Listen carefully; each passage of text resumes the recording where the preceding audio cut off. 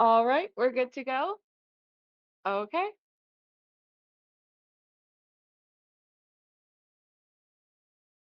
All right. I'm going to begin then, as long as everything's okay. Right. The True History of the Blackfyre Rebellion by Good Queen Ali. Chapter 1. Introduction. It is an oft-joked quality of the Westerosi that their concept of entertainment are dancing bears and painted fools spinning tales of base vulgarity. Yet I cannot see how the same peoples that produced such splendors as Nymeria's Odyssey brought tears to the eyes with the performance of the last voyage of Tommen II, or brought the ancient past to life with the Vulcan Knight, could ever be viewed so poorly. It is certainly true that Westerosi fools grace the halls of nobility, making farce while the commons clap at the sights of fire-eaters, jugglers, and yes, dancing bears. But that does this people a deep disservice. Dating this play is most difficult, but I am certain that it was written during the reign of Maekar Targaryen.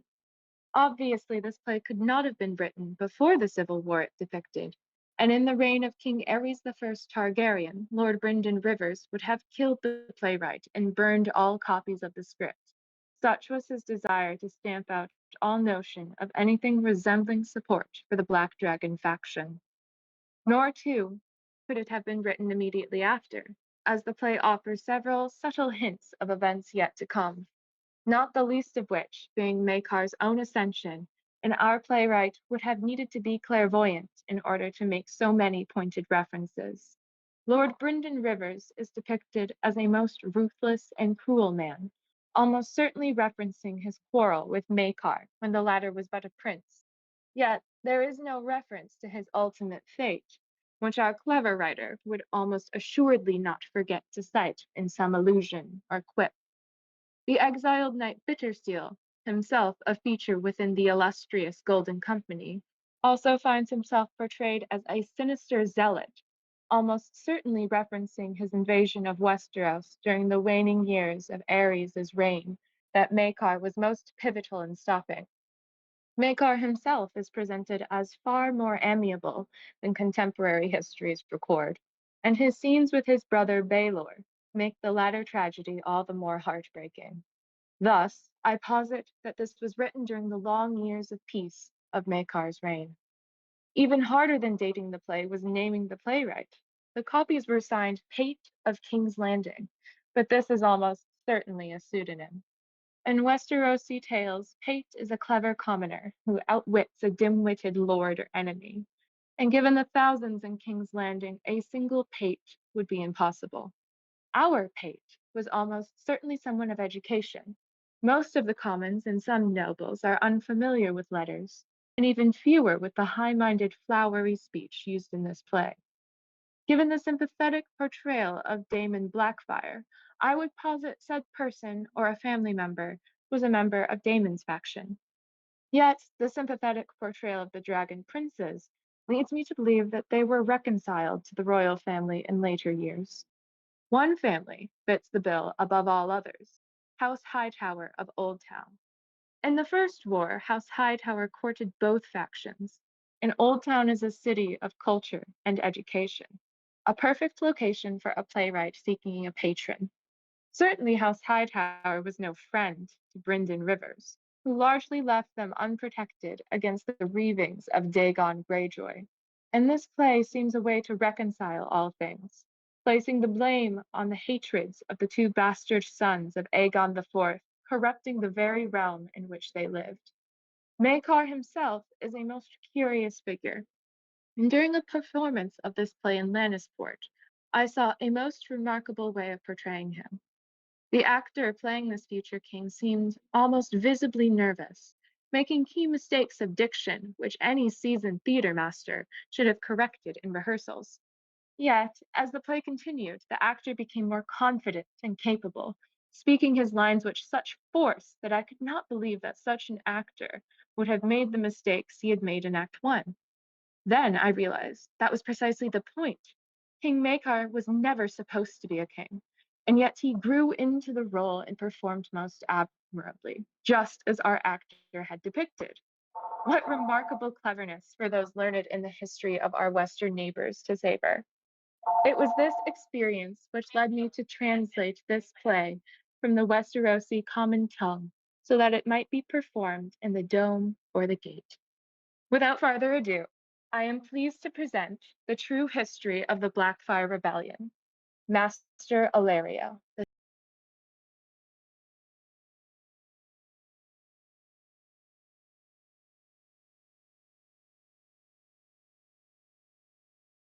Our ancient father, Aegon, wore a crown of blood and battle, forged in dragon's flame.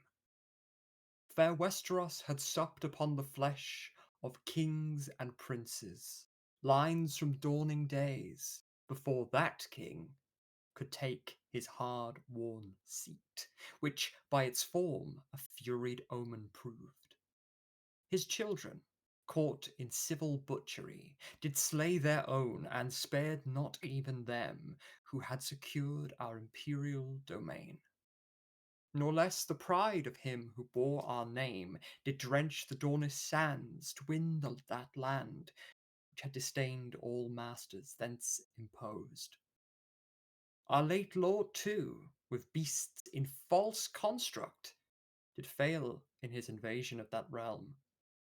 Yet from these broils have we turned our eye to peace, that we might leave unto our sons a kingdom one in heart and true in mind.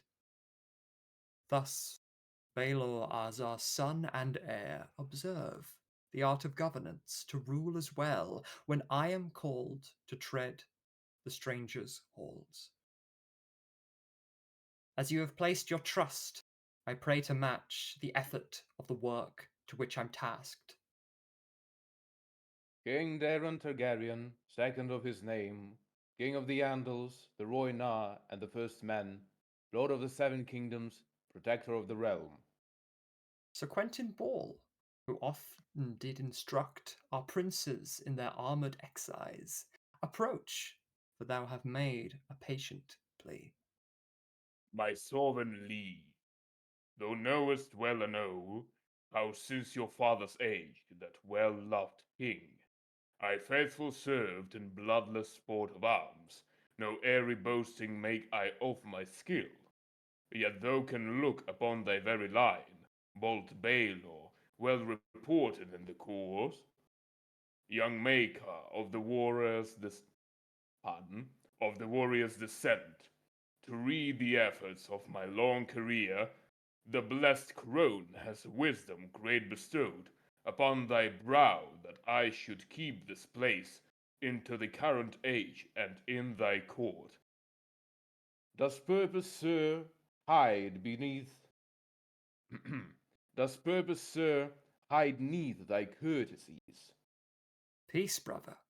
Have some patience for his suit. Our sovereign lord, the vast sea realm commands. Are there not pressing matters to attend? The realm is but the body of its men. The head cannot ignore its hand or leg, nor king dismiss a suitor in his need. Say on, Sir Quentin, what thou would of me.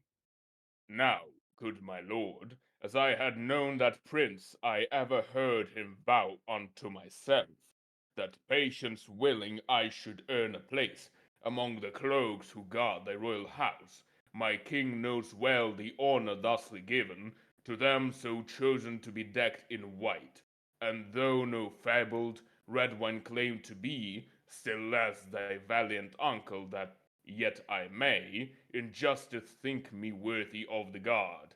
The king himself esteemed me worthy as such, nor have I mind to question his command. My noble sire swore this vow, you say. Yet only now you seek its word fulfilled. Your grace, our former lord has passed this life, before a place among these knights appeared. The noble Mutan's death this fortnight past provided me some standing for my plea. My lord, might we consider such a suit? Sir Martin's cloak may not lightly borne, yet would not this one wear the mantle well? His loyalty is sure, and that be prized o'er any skills at arms, though much he has, and may an equal lineage proclaim. Were not the toins the lesson of this fact? An arms instructor worthy of the white, give glory to a hedgenet as thou please. Sir Quentin, where the proof of all thou claims? I see no parchment, nor a dragon's seal. Remind me not, Prince Maker, of my lack. I never pressed my king and liege as such. What lord am I to make a proud demand, insisting that his word had not the weight? Bravossi may such testaments esteem, yet fine enough a promise was his vow. Observe thy tongue, and keep it well in check. Prince Maker ought his own instruction heed. Yet, sir, without a pledge in royal hand, I have no proof of vow to bind my act. My lord, your father swore this vow to me. Am I a forger of his royal word? No more forger than I am a mage, to spy upon completed times and see what truly passed between thee and his grace.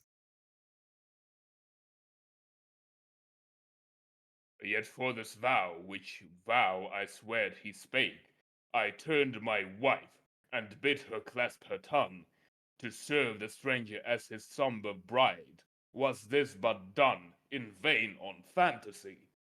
Keep peace, good sir, and mind thy countenance. Thou faithful served as master in this keep, and thus we pray this honoured place maintain. To grant this cloak you beg, we would forswear the very vow to William Wilde sworn. And doth my lord prefer this wild man above thy father's word and all I served? If I grow red so more to match the walls where I labored long to teach thy house in arms, so many years beneath the dragon's wing, a loyal offering I gave and free. If I had dreamed a cloak, then so I join the dreams of every night from wall to reach. I never took to knee before that king, and begged a place, as though would false believe. This hour first I sought my just relief, yet now I mark thee not thy father's son. Forswear thy father's vow, and double shame be laid upon thy brow. As Fireball, this knight is justly named. Lord Father, did Sir Quentin tell it true? King Aegon, cousin, swore 100 vows, yet counted few as binding to his hand. Sir Quentin placed his faith upon that word, which Aegon, in his want, had long dismissed. Lord Rivers, speak, our sire, nothing ill. My tongue can keep, but living proves as well. In so, our likewise father wore this crown, and sat this thorny seat, and ruled this realm. Sir Quentin knew him well, I do not doubt, and true believes his cause to be the just. Keep watch on him.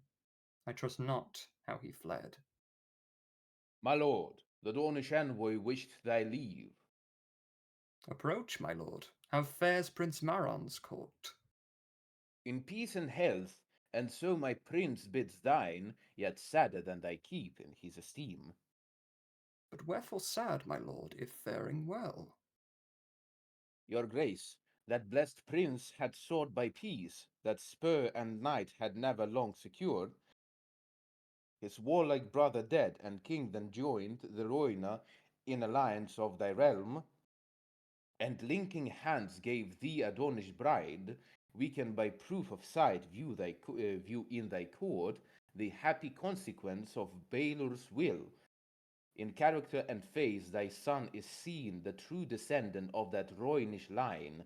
Her grace the queen has likewise stocked her court with ladies born of Dorne, and thus enjoy the virtues of our clime to great delight, in though Prince Maekar hath a lady wife of Starfall born, that noble pedigree, while old Valyria made war upon our ancient heroes, here we pleasant find a court much honouring our, our lofty lines, yet Maron has no princess who might grant an equal grace and bear an equal heir. So now Prince Meron seeks a royal wife. A double bride, your grace, the princess wed, and then all Dorn be brought into thy realm. Thou would play a second Aegon in this, yet greater, bought without the price of war. As thou art wed, thou nothing need her claim. I urge thee, send Daenerys to his court. Our most beloved Daenerys is a maid, unwed and dearest jewel in all our realm. No less have we observed that ancient rite, by which our house is kin, our nuptial bond. We must then pause before we grant consent. A precious gift, your grace, for, yet not forget. The fiercer combat raged against our clime. Both Westeros and Dorne have wept for sons, who met their deaths upon our swifting sands. Must we persist in bringing futile arms when Dorne has offered peace an open hand? Wisely spake, my lord. I must then seek the counsel of the lady in the suit. Daenerys, wilt thou have him for thy lord? What maid hath in her right to choose a spouse? Am I the Princess Sarah, want to flee, when greater powers have ordained my fate? My lord, I have no will beyond thine own. My hand is thine. Direct it as thou would. My lady, I have heard Prince Maron swear to love and honor thee for all thy days. In Dorne we hear your beauty widely sung, nor have I found it lacking its report. In all the world thou finds no greater land, beside thy father's realm than princely Dorne, than princely Dorne. I thusly beg thee, take this gilded band as proof of Maron's love and firmest will. My lord, thy words are fair, but I demur. My royal brother must decide my fate. If thou would have him, princess, take the ring, and let our lands be gathered as one crown. Then bear scent to Sunspear, and thy prince. My lady, I shall speedily return and glad await your coming to our court. My lords, I pray dismiss, that we might take the counsel of our few on what has passed. Dismissed. Let no petitioners come forth. Well, sweet, what say you? Brother, ask me not. Art thou not pleased? My lord knows well the fact. Prince Maron is a mighty lord to wed, and I have much of avarice for crowns. Then thou art wroth with him. Thou names it wrath, though like a very princess I shall play the part I'm assigned in Dornish wastes. Some more affliction gnaws at thee inside. Say, Danny, what has so upset thy heart? My lord, you know what prince has captured me. A prince? Which son of mine has caught your eye? Thy brother Damon. Art thou still so fixed upon the bastard? Thou art wiser, sweet. A bastard may not wed a princess born. His lineage is excellent, my lord, and fully of our house. No prince is he, but a fool who strikes his motley with a sword. Thou dost him wrong, my lord, for thou dost know how noble he is, how well he earned his spurs. And thus he has his keep, as fits a knight. Yet on thy royal brow shall be a crown. Do I not boast a crown even as I stand? Or art thou, blessed Baelor, to prefer I shear these silver locks, though they be thine? I pray, my lord, as sure as our hearts are wed, that flesh be joined as well, and I shall toss this promised circlet into the furnace flames. Sweet Danny, thou a gentle filly were, what madness seizes thee to speak so bold? A madness much afflicting, that of love. Prince Maron loves thee well, as was professed. Who knows me not? What love is therein found? A learned love, and free from passion's bond. No ill is spake of him, nor crueler will, but sober, sad, and wise as any prince. As thou resemble Nereis, late the queen, would more this man be suited to your heart than any swaggered brawler fancied now? Art thou the maid to know the face of love? The father more to judge and so condemn. Sir Damon could at will be sent afield to never grace our verdant shores again. Would thou prefer to wed Maron then? Thou jest. Nay, tempt me not, my dear princess. I have a care for thee, as kin and king, that thou would be both happy in thy match, as well a comfort to the realm we serve. Yet to the last, the first must always bow. Have thou observed thy cousin wed alike to ladies known as not, but better bred than he who charms thee so? Remember whom we seek in present suit, and where our goal. I swear to thee, if I suspected him of falser inclinations, I would not deliver thee to Sunspear as a bride, though even Queen Maria might implore. Yet as he is reported more than fair, we might complete in peace our namesake's end. So I must drink the sour red of dawn, or he shall take the cup of banishment. Hast thou another vintage yet to serve? My stock be at an end, by thine account. The arbor never saw a worser liege. If thou were sold, thou would not merry be. I see our father in thy pouting lips. Come, dress and dower well await the bride. Let not your heart for ill-born tempers mourn, when we have gained the noble hand of dawn.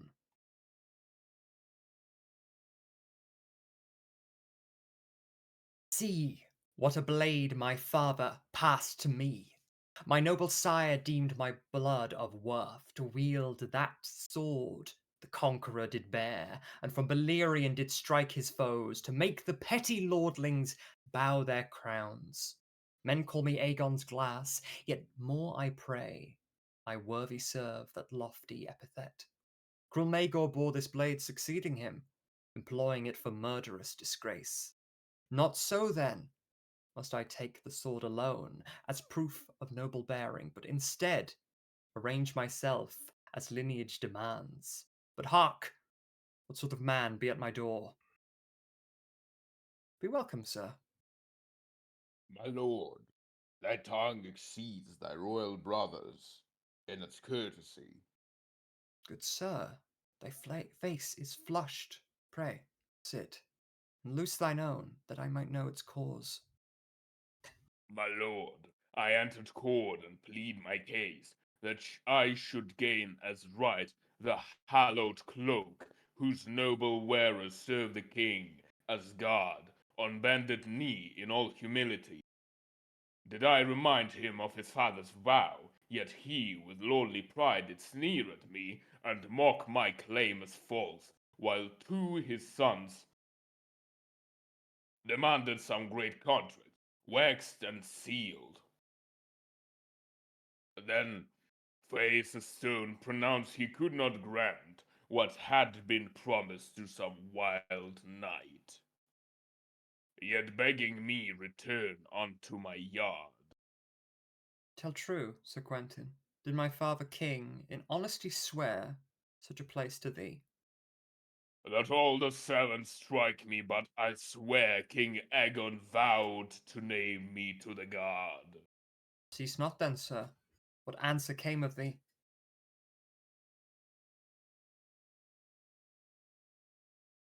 All smarting with this insult, I returned an indirect reply, for such my wrath I would not escape at boot to serve a knight who from a single moon turn earned his spurs, nor could I grant asset to call a lie what I from royal lips did know for truth.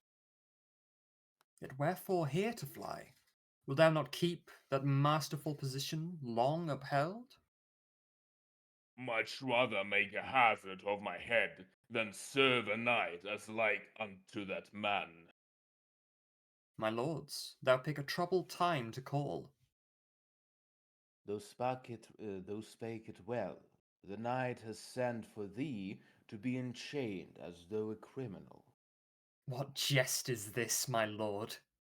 No jest, I swear. Myself I saw the cloaks begin pursuit. But how am I so charged? That sorcerer, our vile brother Bryndon, had caught in Darren's ear this vile word, that he esteemed thee passing treacherous, though knoweth, brother, how in every way those blood-red eyes have spied upon our acts, endeavouring to cause us greater ill. No less so have thou proved more loved at court, the image of our father, to contrast the weaker fool who perches on his good lord on the on his throne. He would not have so popular as thou, who might protest the action of the court. An action, sir. The prince is now betrothed. What lord Betrothed. hath what lord hath caught Daenerys? Not a lord, but Maron, prince of Dawn. A Dornish match. He taints the royal line with Dornish blood, and now would sell his only maiden kin. The price to gain Prince Maron's fealty, or so the king did claim, though he were glad to bind us further to our murderers. My sweet Daenerys. Oh, what madness reigns! That I should wake with sword and pleasant board, and sleep in fetters, banished from my love. What consent when she is forced to wed? We marcher lords had little of consent to give when blessed Baelor sought a peace, although our annals prove their villainy. Time presses, brother. Would thou wait for change? How can he try me? I have nothing done. He would invent some charge if needed so. Ask not what might occur, but rather flee and claim the crown instead. What? Named as king? Thou hath more right than he to wear it now. Am I the prince of Dragonstone espied? Was I born in the nuptial estate? Who I to rest that gold upon my brow? Man more just than he who wears it now, and better bidden to thy sire place, thou bears as our house's mark of royal claim passed king to king as from the conqueror. King Aegon made legitimate of thee, and bid thee bear the blade of dragon kings. If Daron lost by tyranny the right to rule, then art thou not the proper king? Indeed, my lord, that I am perjured much by those who mock me, born of bastard stock. Is not thy from more regal, shape more true, dimensions more in praise than any born from honest ladies, nor should we believe he free of bastardy as Aemon's son. Who better hath the right of it as king, a royal son from royal princes sprung, or offspring of a king's God-broken vow? The right is thine, the sword of thine as well. And as for arms, thy standard long has flown. Above thee in the cause, the black on red. If thou should lack a if thou should lack a name, then take it here. Aye, take and let us flee. The hour is struck. Thy dice shall not remain so long to cast. Art thou now sworn to me? On knee, I swear. On knee, I swear. That where this card shall lead myself, I'll draw till strength has fled my limbs to see thee king. And you, Sir Quentin? what have I to add? Since thou were but a boy, I knew thee for the greatest of my pupils in the yard, a second Aegon, with the former with the former sword, has every right of him to take his throne. This salted court has banished us in kind. I have no king but thee, and thee I'll serve. My brother Aegor, art thou sworn as well? Long have you known me, Damon, bound in blood. Are we through that same king who sired us? Yet while choice lands were given unto thee, on which thy nuptial castle could be raised, and Brendan, like in birth but false in heart, has named himself a trusted counselor. I, Aegor, of the brothers three are left, receiving naught from him who sits the throne. From me alone the Daron turns his eye, yet wherefore am I scorned? Is not my blood as justly royal as that pale-skinned fool's? If bastard named, is Brendan not the same? Nay, ancient hate doth still inflame his breast. For when the stranger seemed to call the queen my lady Mother Barbara, dared to dream our royal father taking her to wife, that bitter heart does Daron hate as well the maidens from the north to all town all? What maiden does not hold an equal hope? Yet such his wrath, though I was but a babe. Of fault, no man discovers such in me, nor treason or dishonor fills my breast. Yet for the hate of Barbara mother prays, that Daron chose to curse her blameless son. What art thou blind to Quentin's shoulders bare, denied the promise of the ivory cloak, just Daron as he called, and yet to see a royal promise trampled on a whim, is just it not in equal measure dulled? Or have we by our masters been ill taught? Look on his court, I say, and thou shalt see the measure our good Daron thinks is just. The royal draught is brought to Dornish lips, while Westerosi brothers stand but parched. Were you of tanner skin, and trilled your tongue, a white cloak would you wear. I would not doubt, deny it so, but vision proves as well. And ever shall it be in Daron's court. Nay, thee I'll join, and flee upon the rest. If thou acclaim me king, then king I'll be.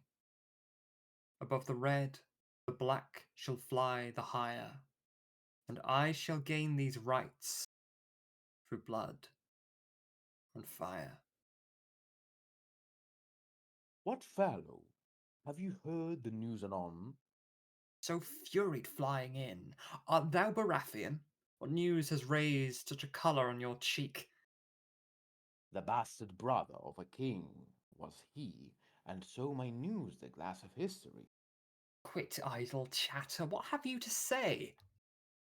The battlements of Crakehall spy but close upon the workings of the fertile reach.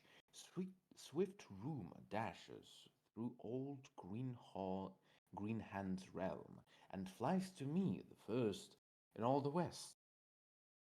A newer banner flown from white roofs, a dragon, black on red. A bastard must reverse his father's arms, so all the world might know his base-born shame. An ill-born dragon roosting in the reach. Can this be true?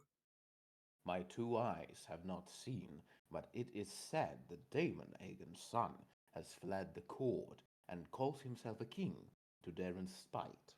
A bastard claimed the throne of dragon kings? A bastard born legitimate was made. Legitimate, and thus well were named his bastards by the lowest tavern whores. Yet not all hold the conqueror's own sword, wielded with his perfect knightly ease. 'Tis said He fights to match the warrior. It's not Sir Aubrey of thine own descent, considered peerless in his royal age. Yet all the same the crown slipped from his brow. Old Aubrey had no friends to aid his quest, yet rumor sees this Aemon not alone.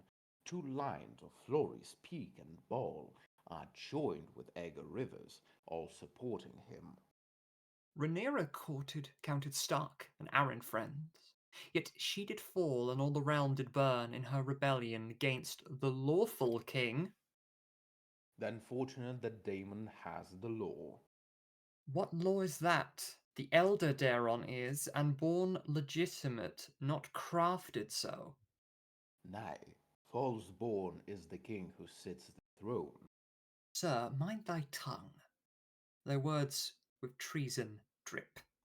Then let them stay within these tired veins, not Aegon, but Prince Aemon Dragon Knight, who sired him and horned his brother king. A dire oath to swear if falsely proved. Yet was it not that Nerys, then the queen, who bore the dragon knight but close in heart, my lordly father tilted gainst him once, when in the dragon's place he bore a shield of tears and took a name unknown to all, to win for her the tourney's rosy crown. My sire too did spy the very act. A brother's courtesy, for in her place King Aegon wished to crown his paramour, a vaulting insult to his lady wife. I cannot speak against the insult, cause for sure as 7 hells embrace him now, yet can those so deny the proof that those born of dragons has those born of dragons have been native drawn into their kin in matters of the heart, Save Aegon and his queen. though hath it so, what two were more ill-matched?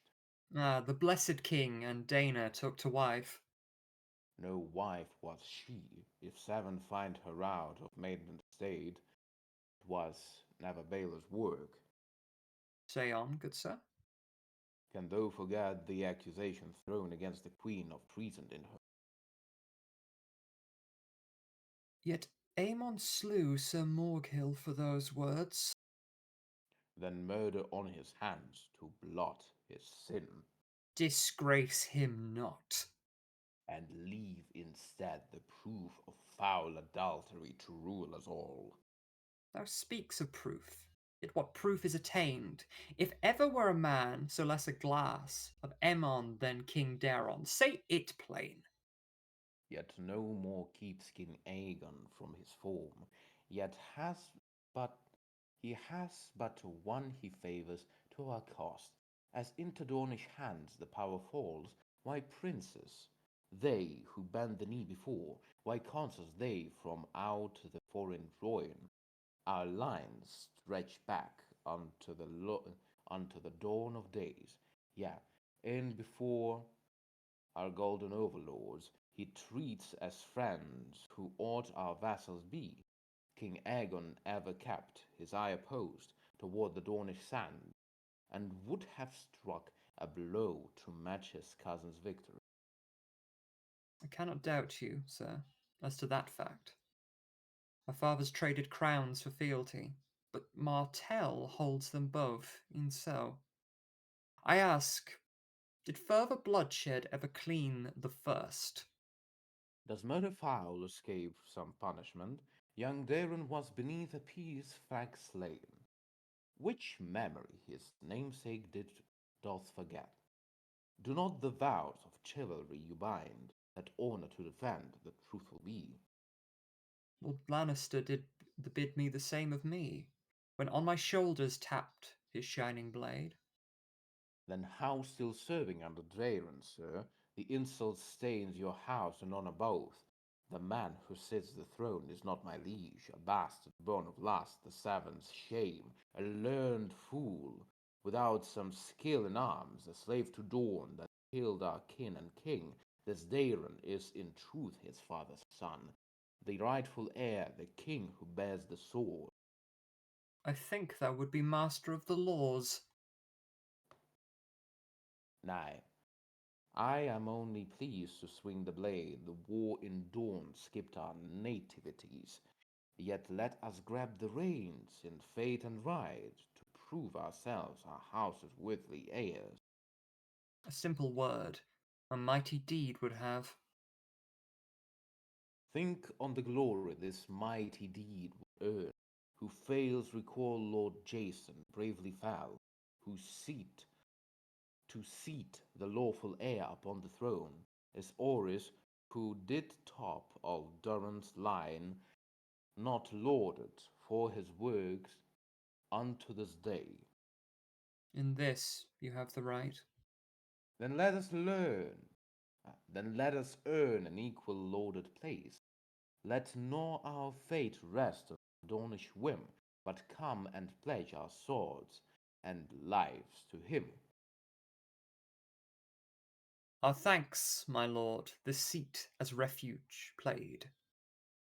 The realm be at thy hand, your grace, and all the moats and walls come at thy pleasure proved. Fair words, yet who hath to our banners called? We never not seem another Harry here, to hold against the dragon's might alone. Keep caution, sir, in any time the very stones of Magos keep shall crack, and spilling out the all-assembled lords shall draw to us. And while we wait and stare within these halls, My lords, save quarrels for thy bows enow. No more of this unprofitable chat for us. Sir Quentin hath it right. I am acclaimed, yet nothing royal, without further proofs. The standard now is flown, a sheet invisible beyond a league. Hath thou no raven speak? What? So accused? Then let us draft a declaration here, as once the second Aegon, that we might thence draw better lords unto our king. a waste of ink, while languish we in ear. Sir Quentin, art thou eager much for war? Your grace shall never clamp the dragon's jaws with paper ties. Nor any of us doubt. Yet let us not first dip our blades in blood, ere we have offered peace. We are yet knights. Then Then draft it thus: we, Damon born the flesh of Aegon lately king, and by his hand named to his house, claim as our justly right the crown and seat now taken by that man. nay, stolen, for in theft was it deprived. The crown and seat now stolen by that man, now stilled king, though infidelity hath been his mother's milk, and did descend from Aemon of the guard, and her the queen. We, Damon, first in name to rule this realm, now summon to our cause royal law by gods, both new and old. We now declare ourselves true lord of the seven kingdoms, of the seven realms of Andals, Rhoynar, and the first men king. Would thou not pardon them who bear his arms? The traitors to thy cause, As we to this his, let pardon be proclaimed for them who bend, e'en now they conspire on this day. Can pardons cleave a traitor from his crime? They shall, and if they prove but false again, they have some cause to face the headman's blade. Thy grace hath ordered it. As to their lords, the more reward shall come from certain seats, which do not keep entire fealty. What meaning here? Among the vassal lords are those two bound to their paramount, No less so do we know those houses tied by marriage to the false-born and his kin. Yet are there not some lords who fondly hope that they might sit there, now their lieges rule, and earn as they the homage thus reserved? The houses paramount may nothing gain for their support of thee, yet when thou reigns upon the throne, and must needs humble them, who then shall rule the trident or the reach?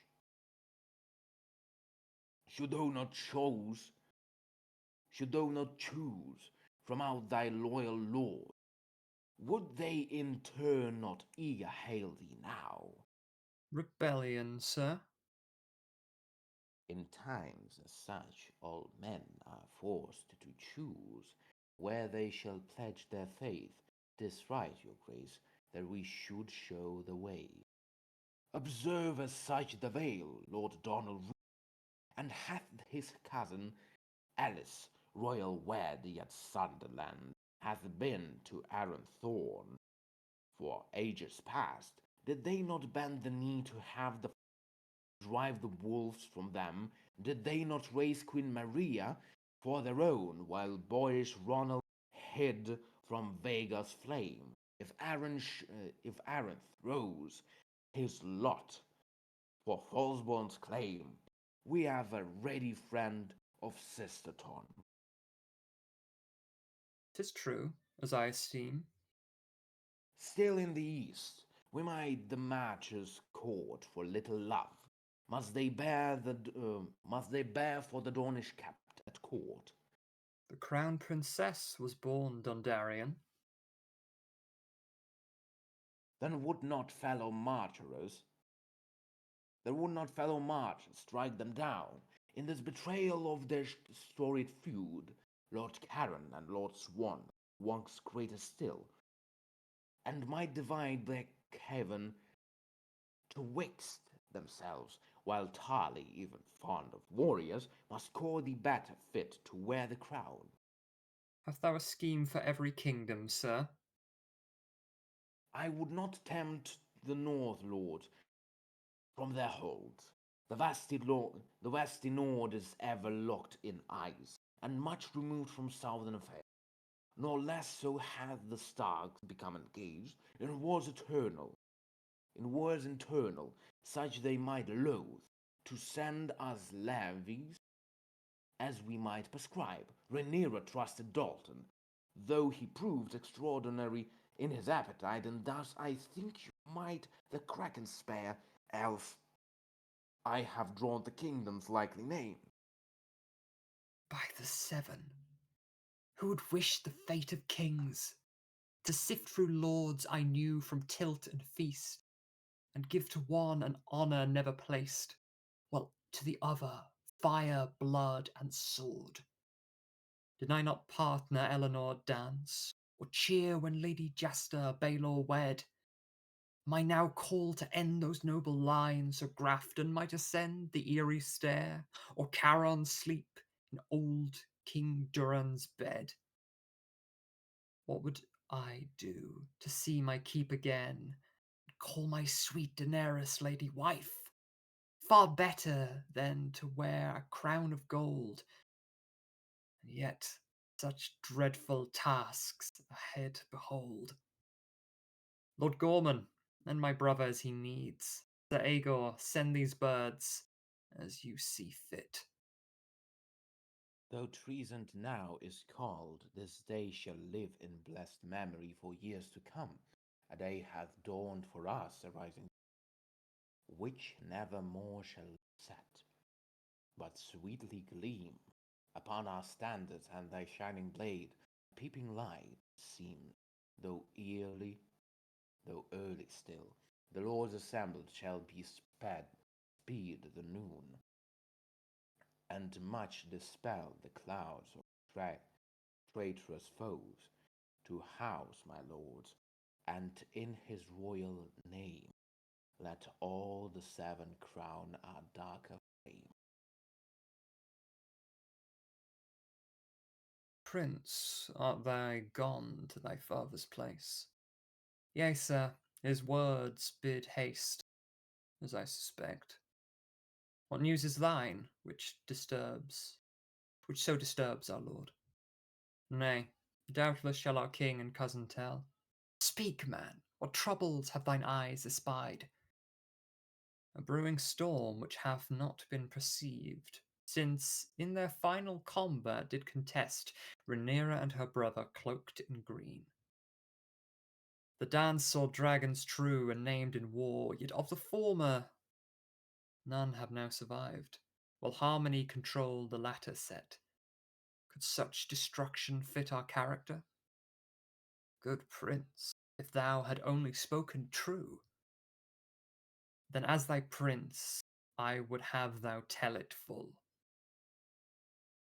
Thy cousin Damon, born of bastard line, yet by my father Aegon's writ true-born, hath seized thy sire's state to make him king. Sir Damon, he who tilted in the yard a fortnight past, what changes there were wrought? Sir Gawain, with sealed the order of arrest, sought out Sir Damon, yet found instead bare the bed and board by him once occupied. Yet wherefore should Sir Damon have been chained by crime? What crime did he commit? Give it no thought, for much assured his guilt as he did flee. Sure any man would flee to face that threat, yet still I see no crime within his act. Thy father charged me master of his spies, and from them I had Damon's ill intent. And where the aim and end of this intent? Of crimes so foul, my prince, I dare not speak. Speak, else I think thee guilty as that man, nor shall I spare my father that report. Some whispered tongues had him a kingslayer, still others named him kinslayer of all. Yet most I heard Daenerys was his prize, that, ill content for her to be as else wed, he sought to steal away, as Uther did before Maid Maris gained another lord. So Damon stole away and claimed a crown, a stranger stratagem to win a bride. Dwell not upon Daenerys, my good prince, but rather nearer dangers in our streets. Our cousin oft was hailed for chivalry, a favoured sight throughout our capital. Then might presume what trouble could arise if Damon's declaration should be known. How far has it been spread, as you esteem? On yesternight, as I have been informed, a toast was called for Daeron as our lord, whereon some gentleman did thence remark, for double cups to hail the realm's 2 kings. 'Tis seeming more a pleasant way to win, more drink for them. Is that all thy report? Nay, prince, a lewd performance also found, in which some players mimed the dragon knight, seducing her the queen, then crowns the king, his brother, with a pair of golden horns. The players have been since locked in some cells till they be questioned, while the watching crowd was noted and its persons named and marked. Sir Morgil said as much of that before, though in his trial faltered with his steel. An old amusement, nothing which should earn unseemly torture, or the cut of tongues. How glad the faith thou hold with every man, yet surely slandering tongues deserve it not. The whoreson is our noble Daron called, our queen the sunburned viper in his bed. Though more unseemly names I durst not say. And what of these men? Are they kept as well? The first are on the rack, as please my prince. It pleaseth not. What gain is ours to have from dread devices? Will it not be said that we are all the villains they maintain? Sir Damon's life is forfeit by the law, and by the law is insurrection quelled. Yet even he who claims our lofty place should merit mercy after he is tried. How more should men who loose their foolish tongues deserve the silken fist and not the mailed? Discharge them hence, and have their slander fined, as is prescribed in law, with no delay. Yet I shall mind what thou hast told me, sir. The furied winds of war begin to stir.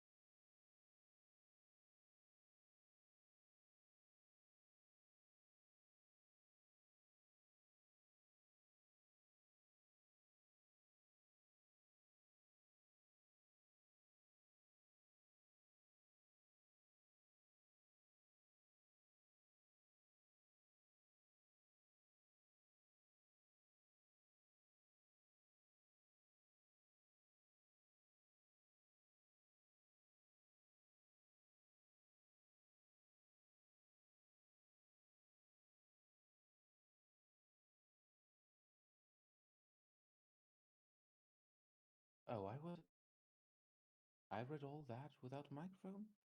Like my deep stories. Hail fellows, and to Damon, let us give our fullest throat of praise. Our mighty king hath gathered us beneath his banner here, the loyal and the true, devoted lords. This feast is but a taste of what to come, when Damon is anointed king to all. Thanks to thee, the bounty of the reach presented to our table for our king. And wherefore not, my lord? Is it not known that in the Reach are found the truest knights in all the realm? Did not Sir John the Oak, from whom my line have proudly claimed descent, teach us the vows we solemn swear today? Why ought we Reacher lords be ruled by him who never held a lance or won a tilt? King Damon proved from youth his martial worth, the youngest knight and greatest ever made. We Reachmen are the sons of chivalry, and never our histories were ruled by men too weak to lead our host to war. My knee shall never bend to dragon's red or false king's flag above my old oak fly. As knights we are, then let us knights here swear, and after let us Damon's standard bear. Lord Gawain speaks it true. Oh, yes. Lord Gawain speaks it true. For are we bound as knights, avowed to pledge ourselves as such?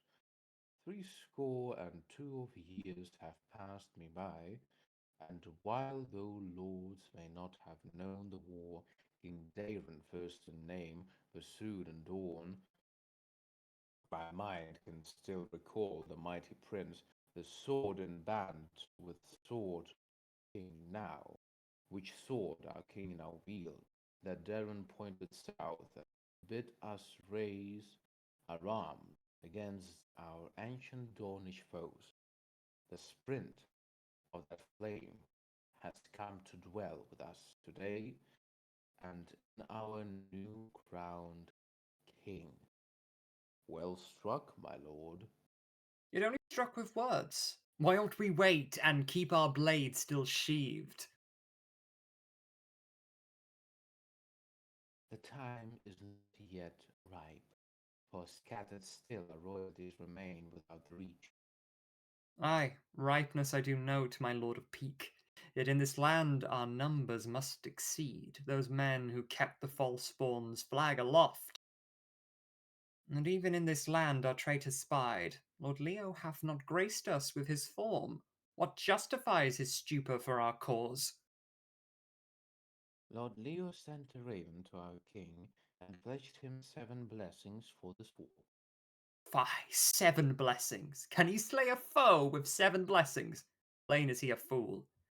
My lord of Peak, let me command a force to cede the gardener's seat from false Tyrell, and grant me the honour of the van, that I might pluck the roses from their beds.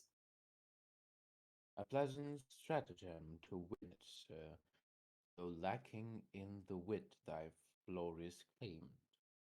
Am I accused, my lord, or would thou claim thy rosy bride's inheritance thyself? Ere my ears might have heard thy grievances, and suits of ancient rights upon that prize. What hour when a pander lecture us? Art thou that ancient maid he hides aloft? Art thou no knight? My lord, arrange thy tongues, as might befit thy ranks and gentle births. A simple charge, my lord, thy seat arranged, yet do we not base traitors gently born? Far better the lands and incomes thence be meted out to knights of proven heart, than kept with them indifferent to us. So avaricious in the king's employ, of House Tyrrell our king will hence dispose, as he shall judge, and let that judgment stay. If it's found Lord Leo loves us not, then he shall be attained and tried as such, his castle passing to a worthy line, until that day the matter shall yet rest. A worthy line as thine, my lord of Peak, thou likewise have a heritage from her whom I report as mother of my house.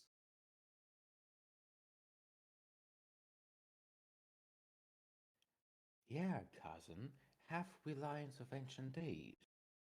See how he pales, our Damon's eager man. Hath he not claimed Highgarden for his own? My lords, Sir Agor, we are gladdened by the sight. It is reported, sir, that Lord Tyrrell have sent felicitations to the king, yet nothing pledged beyond to aid the cause. Is that not traitorous, as you esteem? Sir Merrill, did my brother name thee hand? No honour thus was given unto me. And did he charge thee warden of the south? Nay, sir.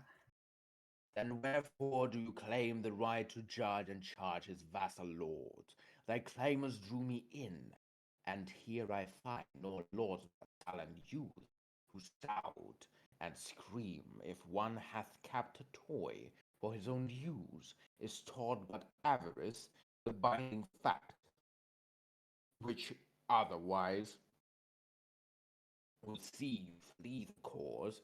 Art thou now leech-like latched unto the king, to stack as blood the prizes to be won? When he attains the crown, what fools would be?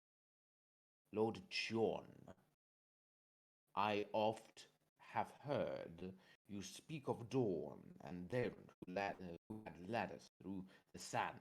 Pray tell, what seeds did Old Town gain? None, sir. And cider hall, and Sandhouse too. No apple seeds could grow in Dornish wastes. Yet do we not still laud King Darren now? Thine ancestors and mine had gladly paid their lives a price to aid his victory. A victory the false-born splinters shred. His namesake is no king, but Dornish man, who gives them lately enemies the right to us denied the Westeros he host, which bled and died at Darren's just command. Whose heirs are thee, the false-borns, or thy kin? My lord, if thou had come to win a prize, then flee my sight and let him who remain forsake all hope of castles, lands, or gifts. No reavers we, to pillage we to pillage where we please, and waive the thinnest reason for our acts. Our swords are born in justice, not for greed, to seat the king to whom the crown belongs. Upon the throne, the conqueror did build, to dedicate his house, or houses all, says, within a righteous cause. What need have thee to see a better prize? Yet if thou please, thou might bring suit to Falseborn's court instead, as to thy plot instead, Lord Leo's seat, a foolish notion name. What thou would gain is lesser weight against what loss fall. Tyrrell and all his host would have to fly into the Falseborn's arms, while we were left a half-burnt castle and a greater foe, devoting men to snipping Leo's thorns. Sir Aegor, though the trident claims thy home, thy knightly virtues could be richer born. Indeed, and thus no lord shall sporty lead. Lord Leo shall find none king judge. What men be these? 2 Western men, and pledged in faith to Damon's cause. Ah, see their coats, their sigils speak their noble lines withal. Yet nothing gaining without some support. Speak, men, how art thou come to Damon's court? My lord of Oakheart saw our badges fixed. From noble houses do we claim descent, as grand as thine. We are all master taught, and know the Scarlet Lion from the boar. 2 swords may little add to Damon's host. The mines of Craighall ever did exceed the orchards of thy seat. Our lordly kin are glad and henceforth pledged. See here their seals, and tell thy king he may draw from our vault. No courtesy is thine. Is this a court where pleasant tongues play sparring of a day, or hath we come to see a king to war? My native brother keeps a passion tongue, yet joined in mind are we. Lord John, have shame. Art thou so blind unto thy vasty wealth, though know it not how these might serve the king? Much would it please to set all town alone against the gold of every other seat. In thy vaults would exhaust ere it be done, though stolen gold and thee well know, sirs, thou art welcome. Our surest thanks. Sir Rob I'm named, and Reynold here beside. Pray tell now we might serve King Damon, sir. Lord John, preserve the south, thy lords and lands, as sure foundation of King Damon's realm, as what maintains thy tower at its port, where thou must also watch the Redwyne fleet, unpledged to King or Falseborn us today. Lord Gawain, thou art glib, as I observe. The, the iron woods may yet provide us hosts, if they are swayed against their mortal foes. Ride hence, and charm the blood royal as such. Sir Merrill, though and Fussaway have proved the warrior's most eager acolytes. The storm lords who still falsely bend the knee have merited thy swords, and thus are charged. Sir Quentin Ball shall present Mander cross, thereafter pressing west. Sir Rob, go hence, that by thy wester blood thy fellow lords shall bend the knee, the lions overwhelm. I would do as well then ride to Castamere, to turn its gold to dragons in our cause. A fine endeavour, Reynold, thou art thought. The fiercest blade the Westlands can boast, accompany my host to Harrenhal. The royal river lords shall stream to us. From thence shall we descend upon those men and shorten them who present would not bend.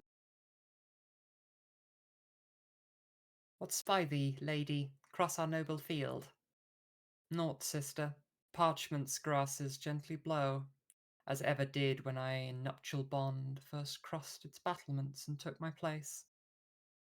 What think thee of our men? Am I to know? Though prophecy is gifted to my house, I have glimpsed their fortunes, not in my sleep. Yet surely safe are they who pledged it right, with faithful hearts the crimson dragon bear. Good men and true were pledged on equal sides, when last the dragons danced, and died as well. In much distress, how glad I was to beg, I'll Septon here the Penrose banner bless. The warrior shall give them strength of arms. The father favours those whose cause is just, and mother show her mercy on her sons. All pious sentiments and rightly held, yet doubt thee not that Damon has been blessed, and benedictions prayed upon his host. No less did the second Aegon keep a Septon for his court, who wrote as well the infamies Rhaenyra did commit. Madam, thou art too cold. Hast thou no care? The care I have to see my lord return, and yours as well. Do not test my heart. Thou know not how deeply I have grieved.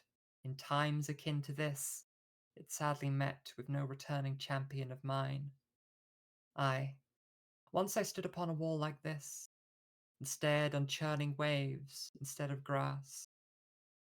Nor did mine eyes not match those salty depths, as Baelor's gleaming sept the hours told.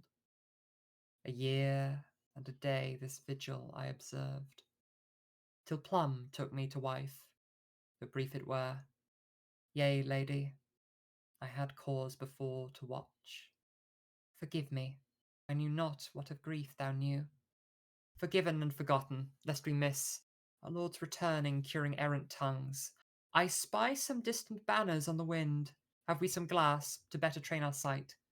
Here, mother, Moorish glass. Kindly grant. Hail, sister, no good friends have I transfixed.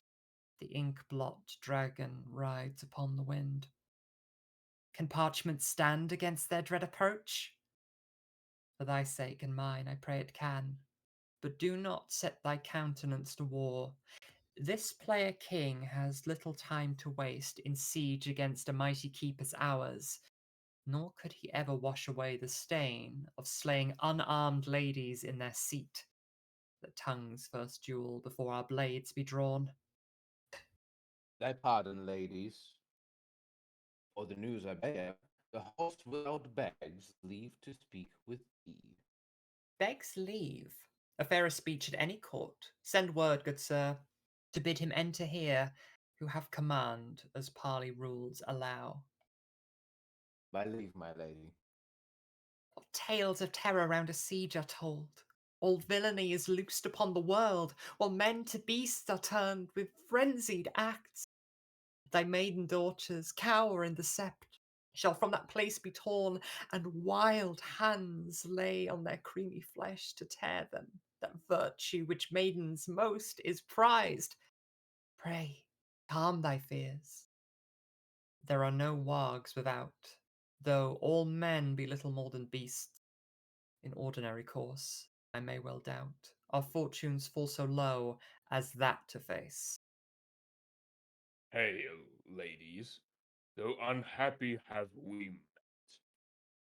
Grand maesters were the tutors of my youth, yet none so learned deigned to me describe the patch I see upon thy surcoat, sir. Hath Damon placed a hedge knight in his host, or worse, raised common blood to lordly rank? A tongue to match and best a bravo's sword, my lady knoweth well. 'Tis my design, and not the ancient sigil of my house, which marks me not the white plates borne on red, but blazing fireball, and thus I'm named. ball toward a pretender through its lot. A pitied fate for such a noble line. Thy lady mother would have cause to weep. If thou doth jest, I shall not tarry long, but tell thee I have slain tall Parchment's host. All vassals and retainers fallen so! Upon Mander's banks did clash our hosts, and bravely did each side uphold its cause, nor did thy Penrose brothers stay behind, but let the charges, dancers whipping past, their crimson dragons, like Malays old, cut through air with our Beleriand. I tell thee true, it pleasure gave me none to cut those quills in twain, and stain them red. A braver foe I seldom meet in war. My lord, my sons have all but perished. Lord Rollo hath been slain, and all the sons who bore the Penrose sword did likewise fall into the stranger's hands. Oh, cruelest fate! Sweet mother, hast thou none care for me? What font of mercy thine, when on this earth sweet blood of children can be careless shed? Have I not true and loving been a spouse? Have I not but a gentle mother been? Then what reward to weep but bitter tears? Call me not mother more, I have no sons. Hold back thy tears, thou need not grieve as much. Thy youngest son is spared, and kept in camp. No blade he bore, but worthy squire he, knelled by his lord, though many arrows fell. Then he but lives. What trick is this one, sir? Deceiving not, for squires did he bind, though not delivered to the stranger's house, to the stranger's halls. No boys today were slain, as pleased the king. And now a ransom paid. I know the game. We humble ladies, shriven of our men, shall bend the knee and pledge your Damon king, and Squire Penrose shall return to us. Hath Damon none of mercy in the nine? 'Tis said no dragon ever planted trees, yet wondrous is the aspect he adopts for men whom peacetime name his vassals, sir.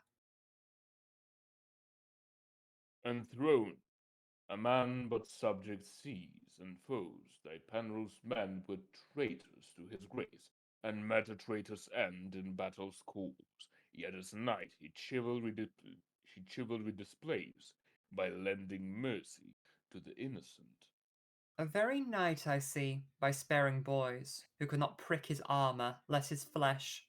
The old oak could not praise thy bastard more. Thou scorns the gift his grace has meant for thee. My lordly husband kept the royal coin, and though of weaker sex, I understand this basic tenet. Naught is given free when any price can be on the thing be placed. 'Tis nothing fit for ladies to presume the proper actions of the warrior, but rather like the mother ought submit to their anointed head, as Damon is. And art thou maester, Ball, to learn me well? I had better lessons than thee, sir. If thou had read a single history, thou wouldst recall old Rhaenys, Aegon's love, and Queen Visenya, conquerors aright. Nor would thou soon forget that Blackwood maid, whose raining arrows won a victory. E'en Dana, mine own sister, shot her bow with expert hand, and rode with northern skill. Yet thou art here behind thy battlement. Accused am I for keeping mine own seat. So more accused Visenya for her place, when Aegon and her sister warred on Dawn. No matter, thou must presently resign, and mark thy seat surrendered to the king. If that should please King Daron, we might grant this castle unto him at his command. Not Daron Falsborn, madam, must thou pledge, but Damon now acclaimed the realm's true king. I spy no king without, but save a knight. King Daron, as I recall, made him a grant of lands and keep upon Blackwater's shore. Had he some Penrose blood, thy bastard there? Thou knows his lineage as great as thine. Yet not a Penrose, and thus has thus no right to claim this castle. Would thou not agree? Dissemble not, my lady, thou knows well who ought to be her king. Yea, Daron, sir. The false burn, never ours to make a bastard king. As thou now does. As I had known the man, my sister's son, was not in wedlock born, but from a passion sprung of Aegon, sir. That king had struck his bastardy away, in one act with the common seed he sowed. King Daron was legitimate of birth, the accusations proved by Aemon's false. Then who, between a bastard and a son, hath more the right to sit the father's seat? What? Still so obstinate? With open palms his grace did offer thee this callow boy as prize unmerited to win thy heart, but naughty runs the dragon blood, I find. Sir, But cool thy forth, temper. Sir, cool thy temper. Thou art Parchment's guest. First bring my cousin hence, and him unharmed, that thou may prove the truth of promises. you, courier, bring Parchment's youngest son. Sweet Young boy. Penrose, sir. Oh, apologies. Sweet Yeah, boy, that was my precious son, away within to tend thy fresher wounds. How happy they that blood to blood rejoined. Is mother's care so wondrous to you, sir? More wondrous thy betrayal of thy blood. Still thou would claim the price, yet traitorous I. 'Twas not Lady Dane blood. As well Daron is. I think it not a cousin to thee, David, yet my king, thy sister's son, the dragon's lines entwined. That I was Dana's glass while strict confined, I must profess, yet there we did diverge. That he did pass my sight when at court, I likewise shall admit, yet nothing more. For what affection had I toward the boy, a bastard of the king's, and that no note, when all the court was ruled by lechery? Yet what of thine own brother, was it not our saint Daron, who on Dornish sands did shed unwilling blood? Yet thou would thank his worthless namesake, Dornish in his heart, who vassals cast aside, to favor them that slew young Daron and Queen Rhaenys both. That queen I never knew.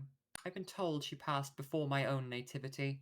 My brother Daron hardly I knew I more, for scarcely had my leading strings been cut, than Daron sat the throne thy bastard claims.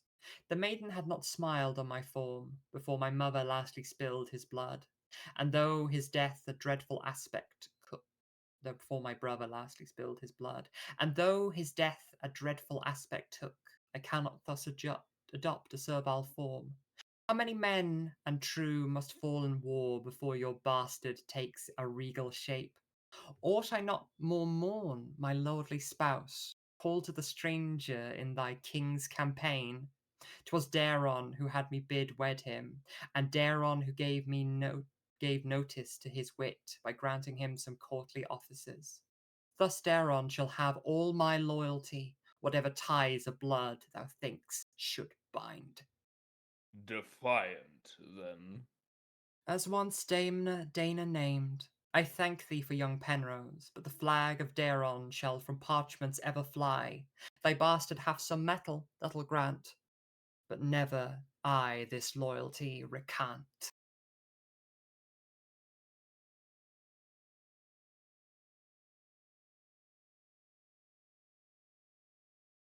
And yes, we'll be taking a quick break here, but I believe Theo is here to say that. I just thought I'd explain the pause.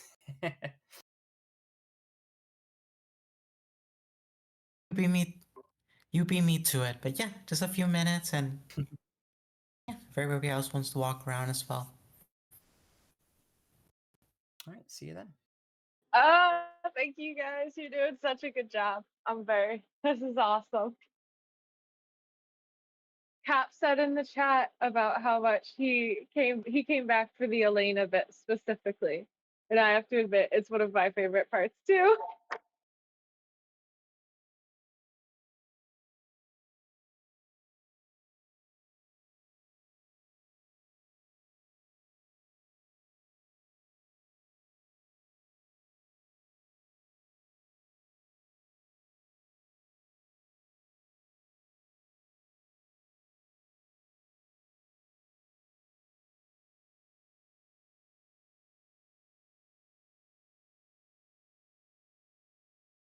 Right, Mira, you Theo, you joined like exactly on intermission.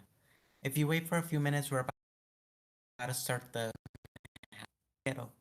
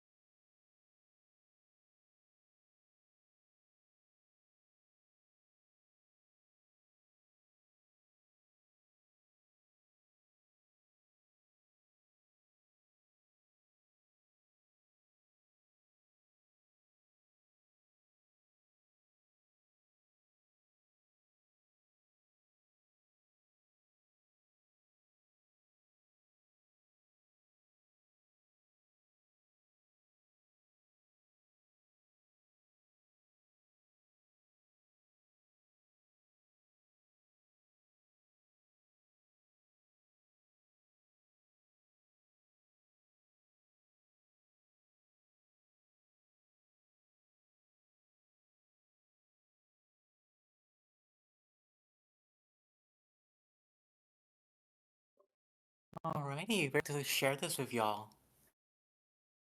We resume our little play.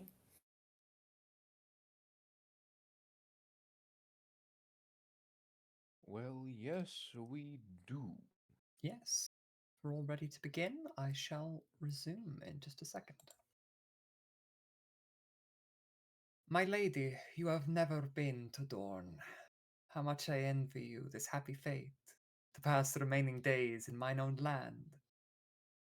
But I do note a gloomy spectre here. What sadness, princess, have afflicted thee? 'Tis said the rose removed from native earth does quickly perish, so likewise my heart, uprooted from its Westerosi clime, find dawn too warm to keep me so preserved.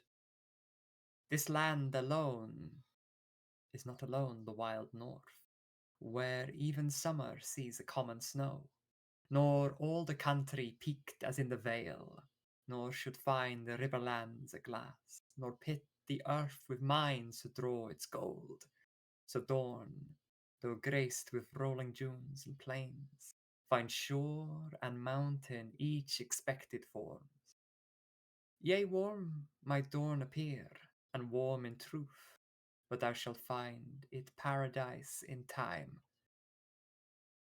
Queen Rhaenys found it not as thou described, nor Lord Tyrell, the dragon's warden there. How unforgiving were the sands to them, the nest of vipers, scorpions, and beasts. What? Do I see the young Daeron's book at hand? Well made he like reports of dangered paths. My cousin hath been said to tell it true. Ay, so he did, yet as was birthed in war, his tome had naught of pleasantries to say. Still, is it not a foreign land, thy dawn, which welcomes strangers not? Not so, princess. Pray keep Nymeria within thy mind, for she had come a princess from the east, yet had no royal train as thou enjoys. A Roina tried by famine, war, and death, had limped ashore on Dorne, yet through her wit the many petty kings then bent the knee, proclaiming her right princess of them. Ay, courage she displayed, and none thou lack'st. 10,000 ships, yea, this I have perused, but found no meet comparison twixt us. She, warrior and queen, had martial spleen, which finds no native place in me, your grace. Contented she to wed a distant lord, perhaps, but dragon lords must take their kin. Thy royal brother was no kin of mine, nor Queen Alyssa sister to her king. But where a cousin found, 'twas much preferred. Fear not, my lady. Thou wert princess born, and such shall serve my brother Maron's court. Too much I had of fear when I was wed, a prince unknown, and bid the sands farewell. Forbidden though it was to shed a tear, and waste the by body's waters, I did weep. Yet unhappy and more happy have I been, find thy brother as my king betrothed. But, madam, thou came to this noble seat, while I, unhappy fate, must hence depart. Ah, welcome, son. Perhaps thy learned mind might give our gentle quarrel some reprieve. Thy cousin here is all unhappiness, departing to take her place in Dorne. What Romans has in marriage ever found?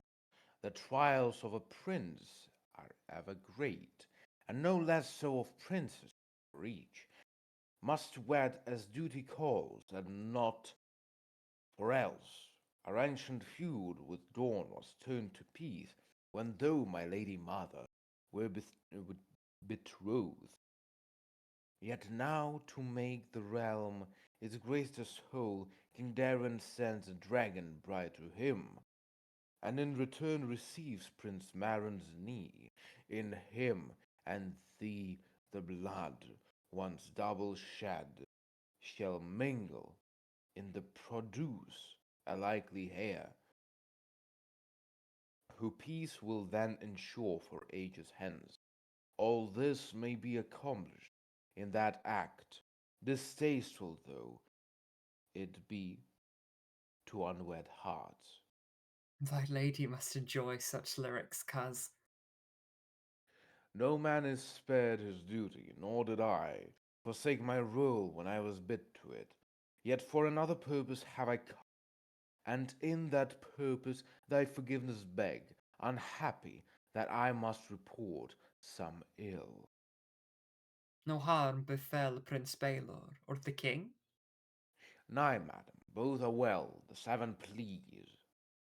Yet each new harms shall face in coming days. Prince Maker, thou were never riddle fond. Then hear it plain. Sir Damon, bastard born, proclaimed himself a king, and at his court some several richer lords have placed their arms. Sir Quentin Ball, our former tutor here, hath joined him. Of late the Mander crossed the west, as birds report, and now aflame with Castamere and Craighold traitors proved. Lord Grafton hath Sir Damon's standard raised above Gull town, and turns the vale to war, King Damon? as himself would mark, though not, as loyal men would style landed knights. Yea, how in recent weeks our splendid knight, and now a king with homage at his feet. This news surprises not, for well we know as royal services doth to true-born come, so treachery begets a bastard born. Would thou believe a king could scratch away their native cause with but a pen stroke? Nay, twinned were they in birth, and met in mind. What, cousin? Sure are bastards not all born such evil counsellors as you suppose? Was not that Justman king a bastard born twixt Bracken and its Blackwood enemies? Yet though I am a maid, I seem recalled that justice, wisdom, courage, all were his, and by his worthy bearing earned a crown. A crown can sit a fool as much a king. Legitimate was not, not thusly made, because a warrior's aspect set him well. Yet much was he acclaimed, or am I false? Acclaimed above some rightful other claims, if shouting words could craft a king aright, what need have we of law? Ought we not take the champions, and have them brawl for crowns as once King Mago did for Harrenhal? Yet law hath not e'er been so clear as dawn, or else the dance had not been cause for birth. Nor was their cause but usurpation planned, though daughters have no rights against a son. Save dawn, as though our queen would teach us well. In dawn our ladies equal stand with men when crowns are in dispute. Yet not so here, Sir Damon seeks to overtop the king, for which the punishment must be his death. Would thou his headsman play?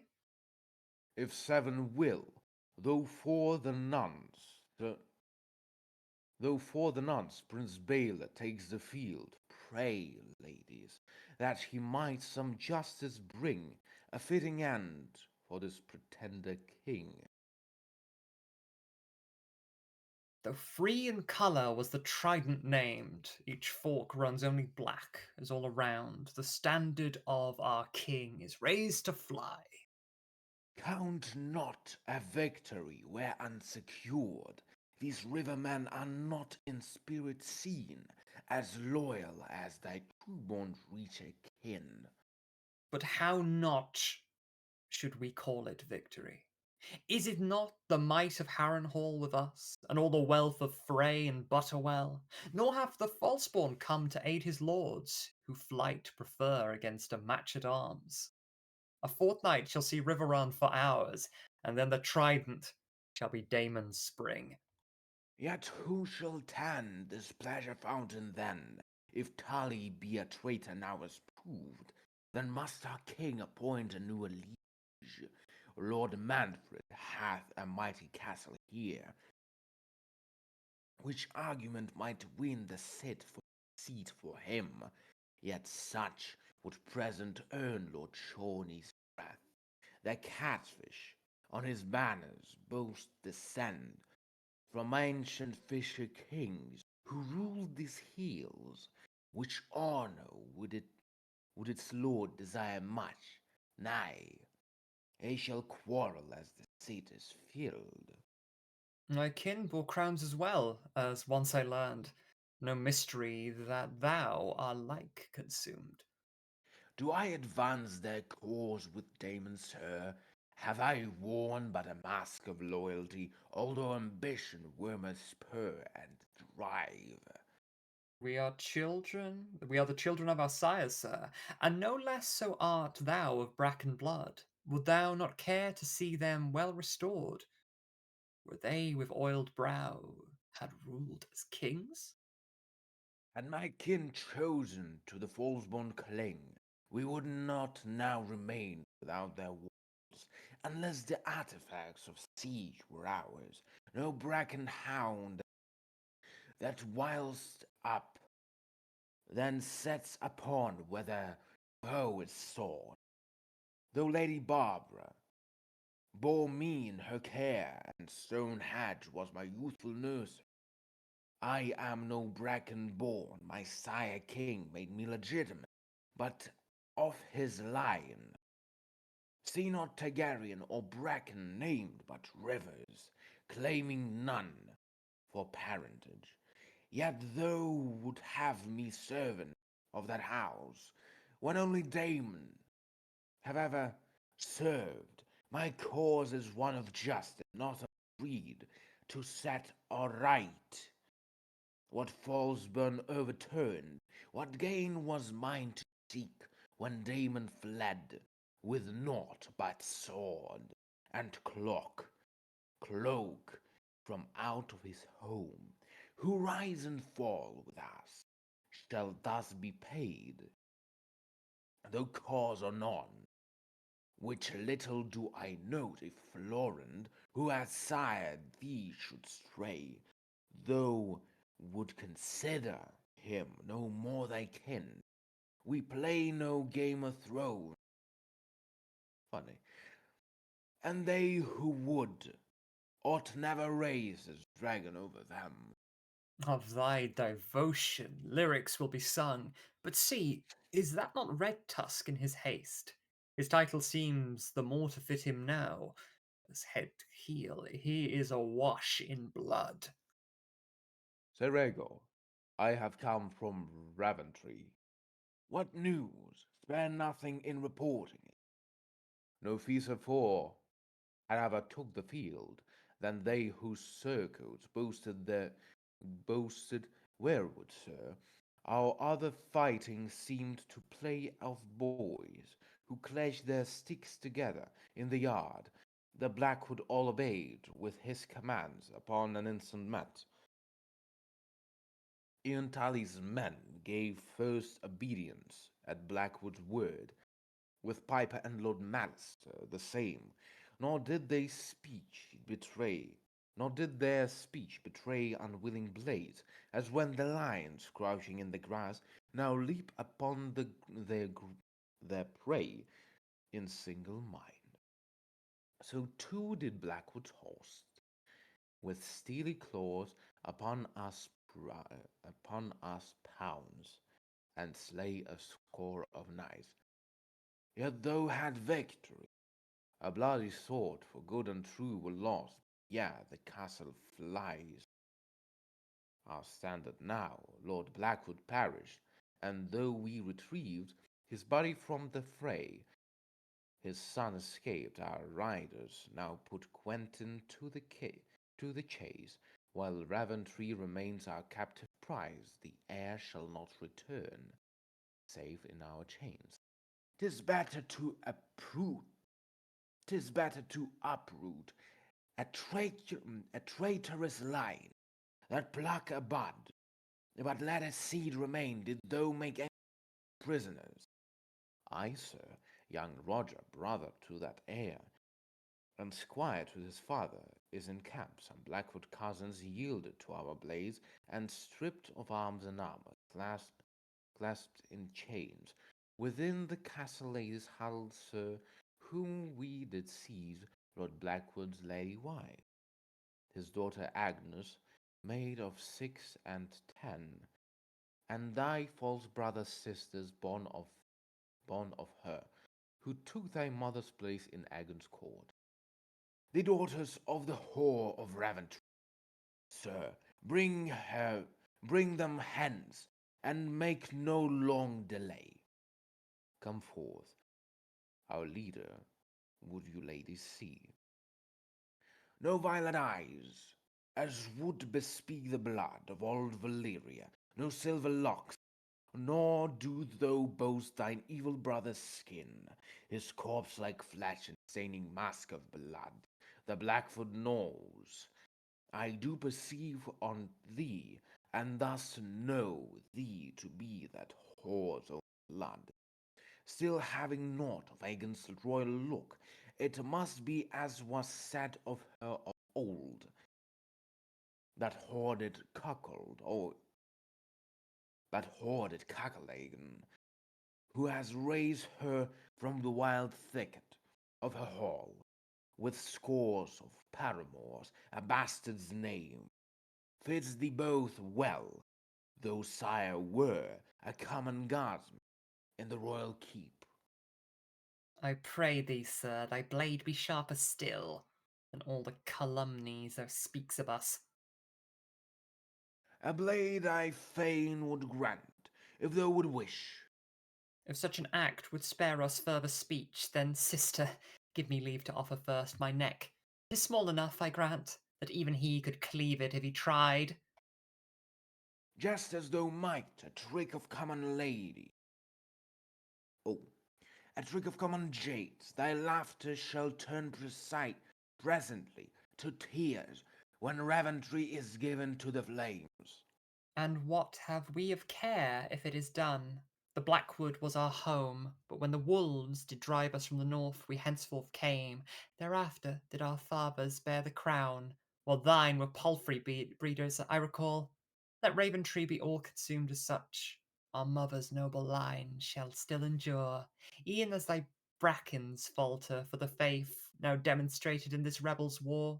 Slay Quentin and boy Roger, other sons of Raventry shall keep the family blood. No crowns were thine, but vassals to our kings, who knew not any proper fealty. Yet seemingly for a bastard of thy blood, to spout the falsity, long held by thine. Yea, Blackwood's called, yet rivers are we named, as thou art too. Still, as the fashion holds, we might anointed be, though seven spurn.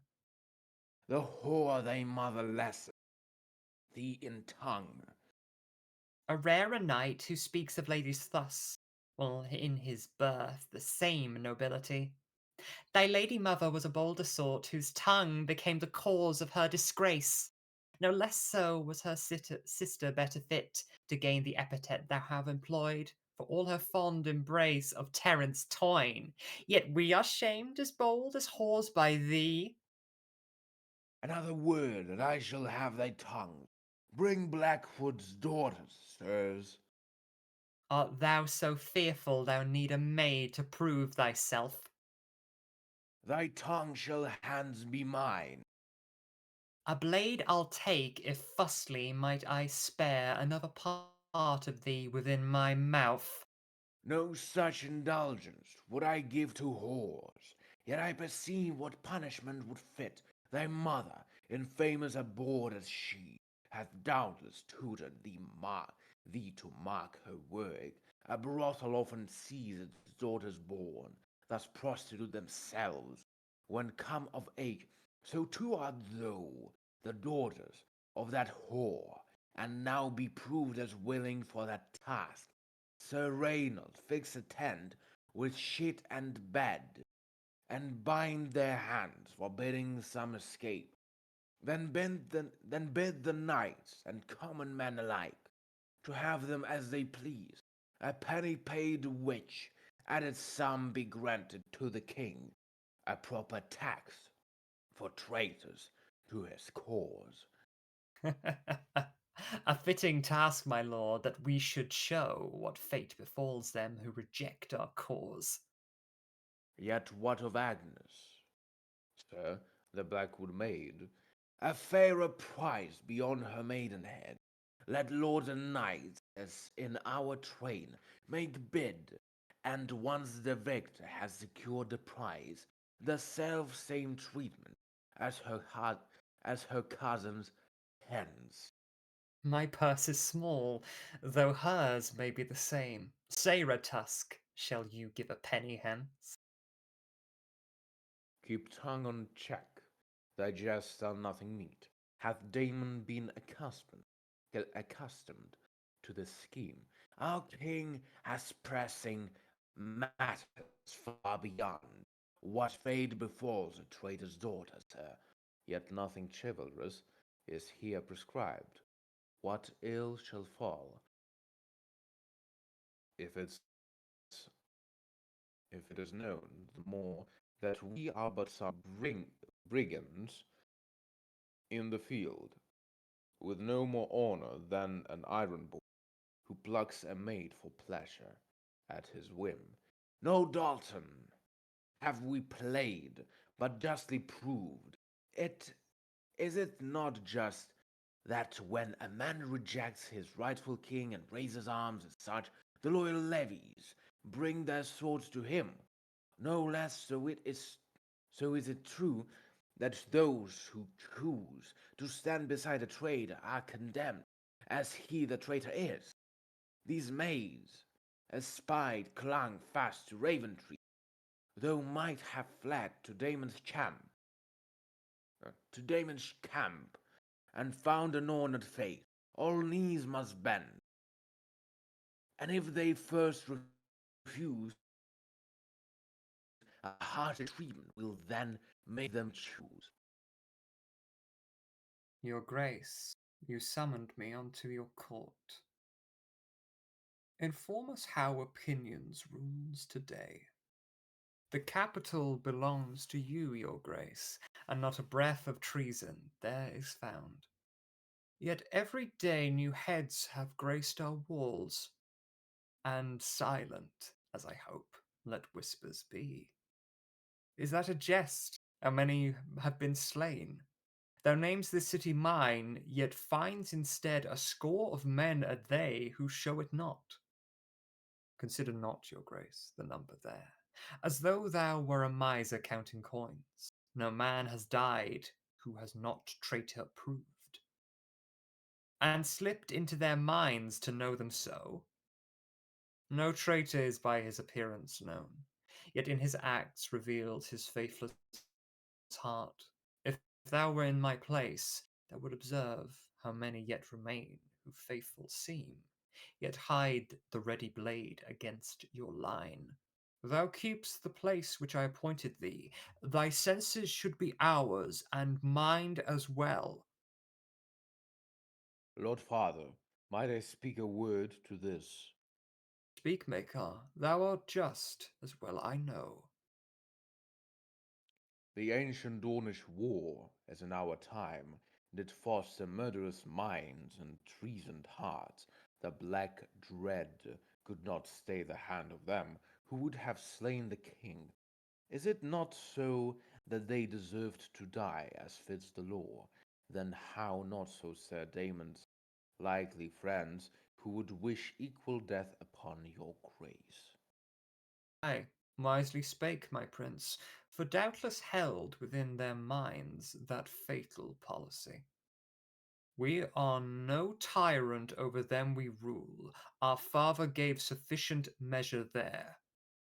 In times of crisis, even tyrants rule, and while in peaceful days those kings are loathed, a weak hand here even more be so. Forget not, Father, how that Aegon's son refused to stir himself, while through his realm ran rebels, traitors, every sort of knave. Prince Maegor and Lord Orys slew those men, and were much praised, while Aenys was bemoaned.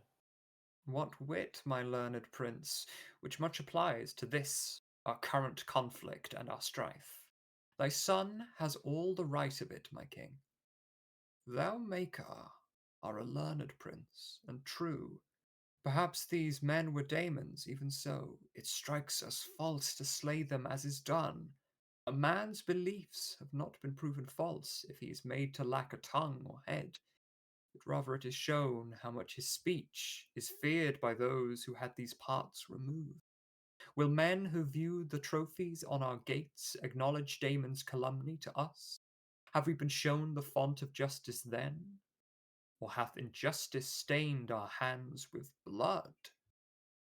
No war has ever been bloodless, your grace. Prince Baelor leads our host without these walls, and I am charged to fight our foes within.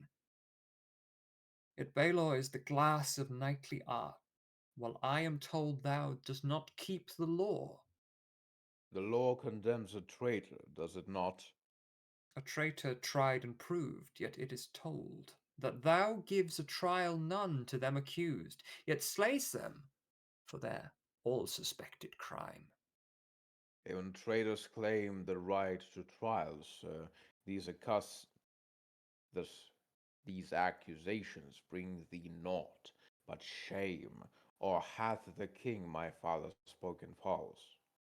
It is, my prince, as even thou have said, the law hath ere prescribed a traitor's death. Would Baelor spare a man upon the field who raised a blade against his royal self?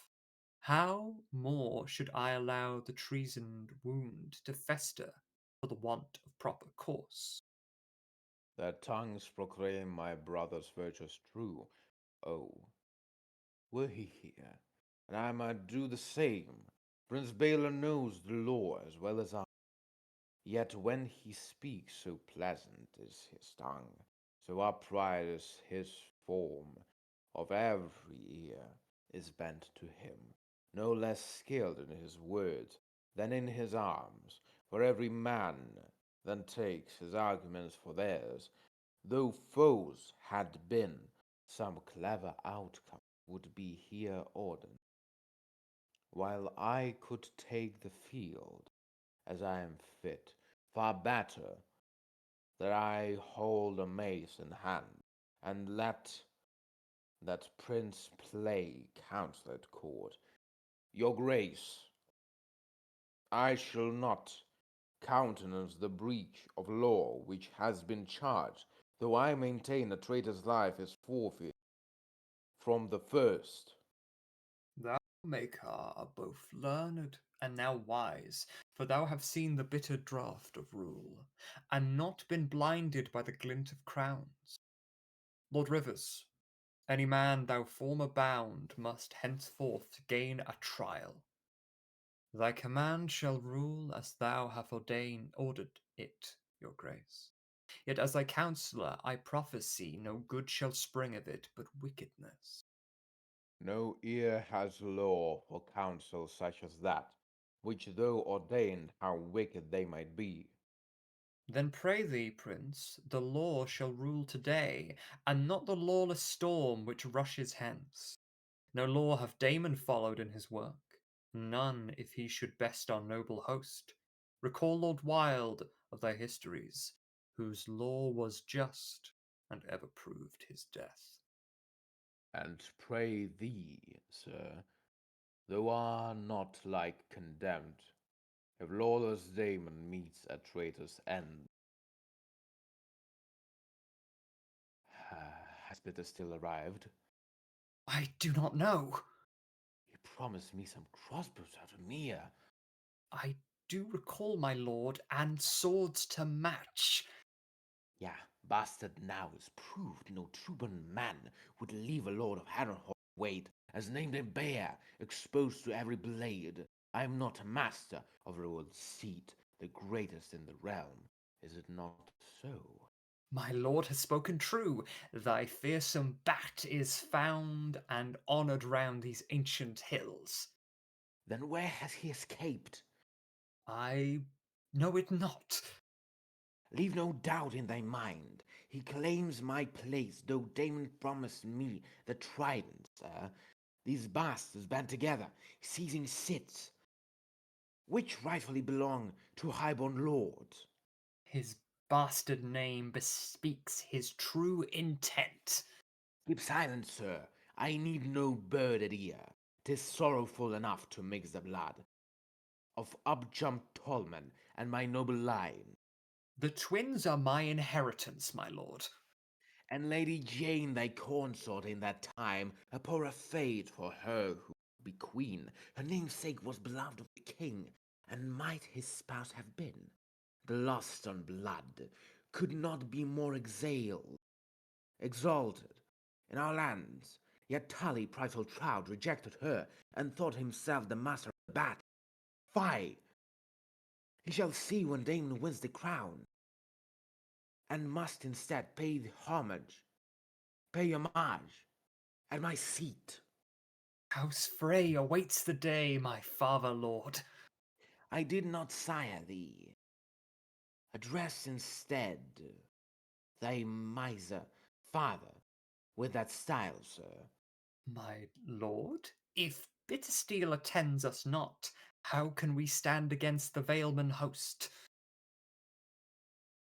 King Harren's castle never fell to siege, nor any charge, but that of Aegon's beast. Still rather would I not therein retreat, without some hope of rescue from the south.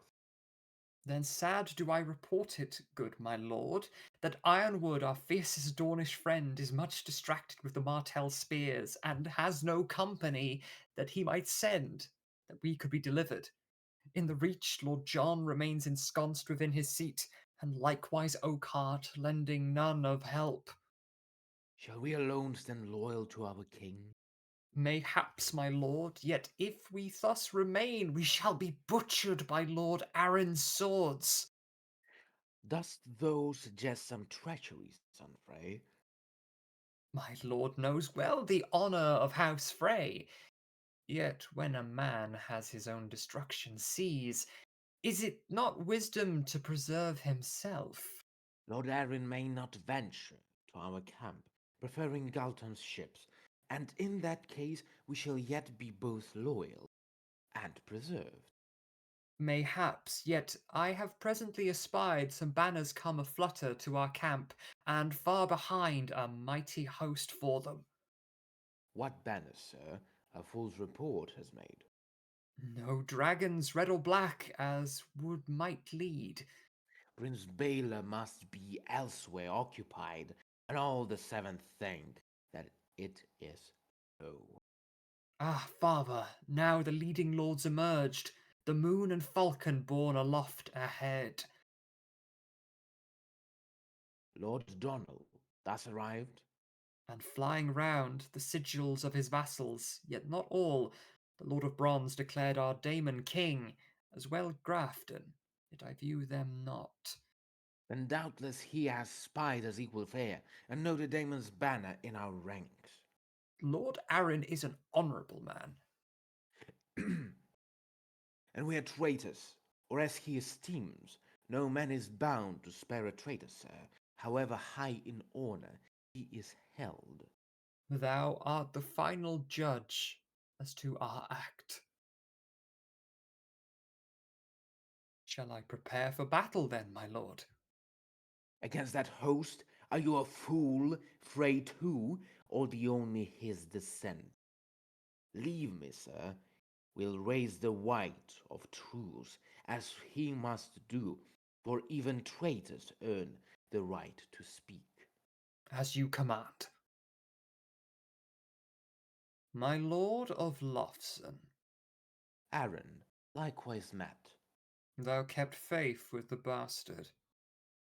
Falcon's eyes are oft considered excellent, my lord. If thou would jest, I pray thou might as well allow us pass and join the rightful king.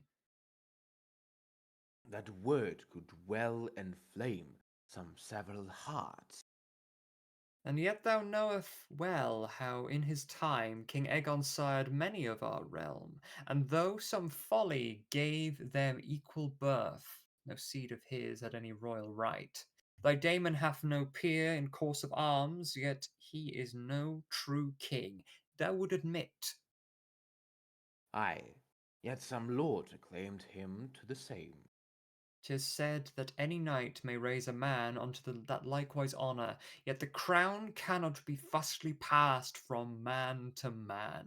A name makes not a king, nor crown of gold, but rather law of birth, which he has none, and duty, which he plainly failed with thee, by leaving thee alone to face my men.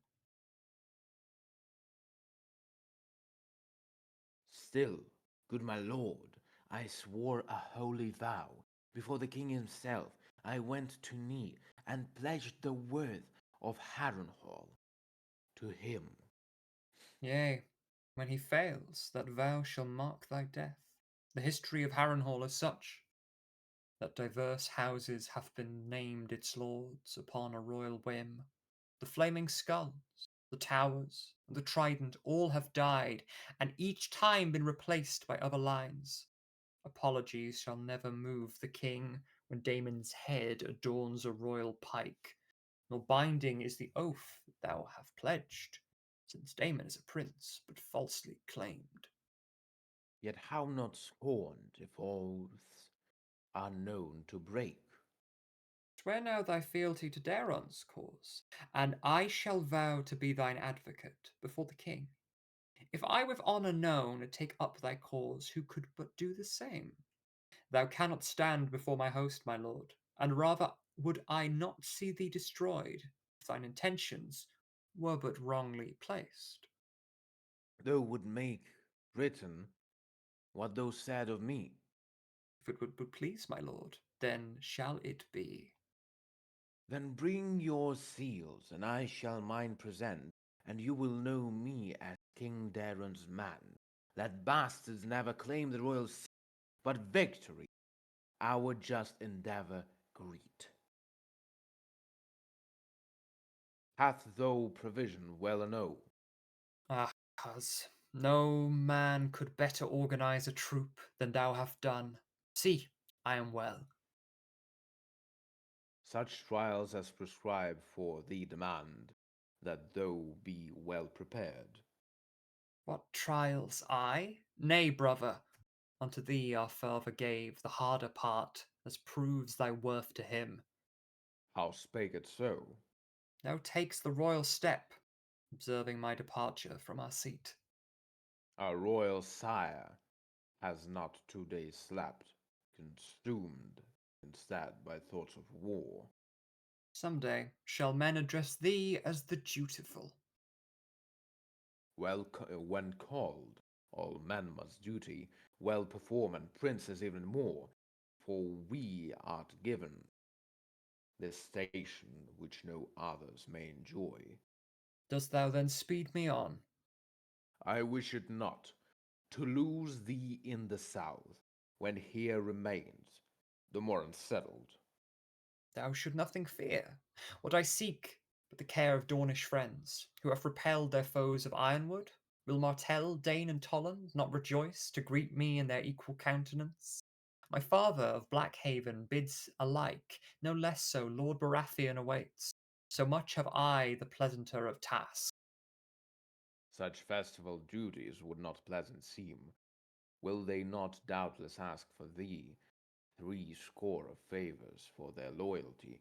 No flattered words they'll spare, or lines of praise that they might win some boons of princely sort. Or else shall each one think to counsel thee, imagining himself as oaken fist, and thus presenting thee 1,000 schemes by which thou might engage Sir Damon's host. What, brother, so ill-humoured? Rather more, aware we stand upon the precipice. 'Twas never yours to couch your thoughts in verse. Speak freely. I would have your counsel now. As though he had an idol from this Damon sees 1,000 bended knees before him, half the realm now calls him king, a dragon curled around the lower realms, with snapping jaws, now looks to swallow him, our royal father, in our native place. And here we stand, the last resisting part. If we should fall, why, brother, how should fare our liege? Think ye his life would be secure? Nay.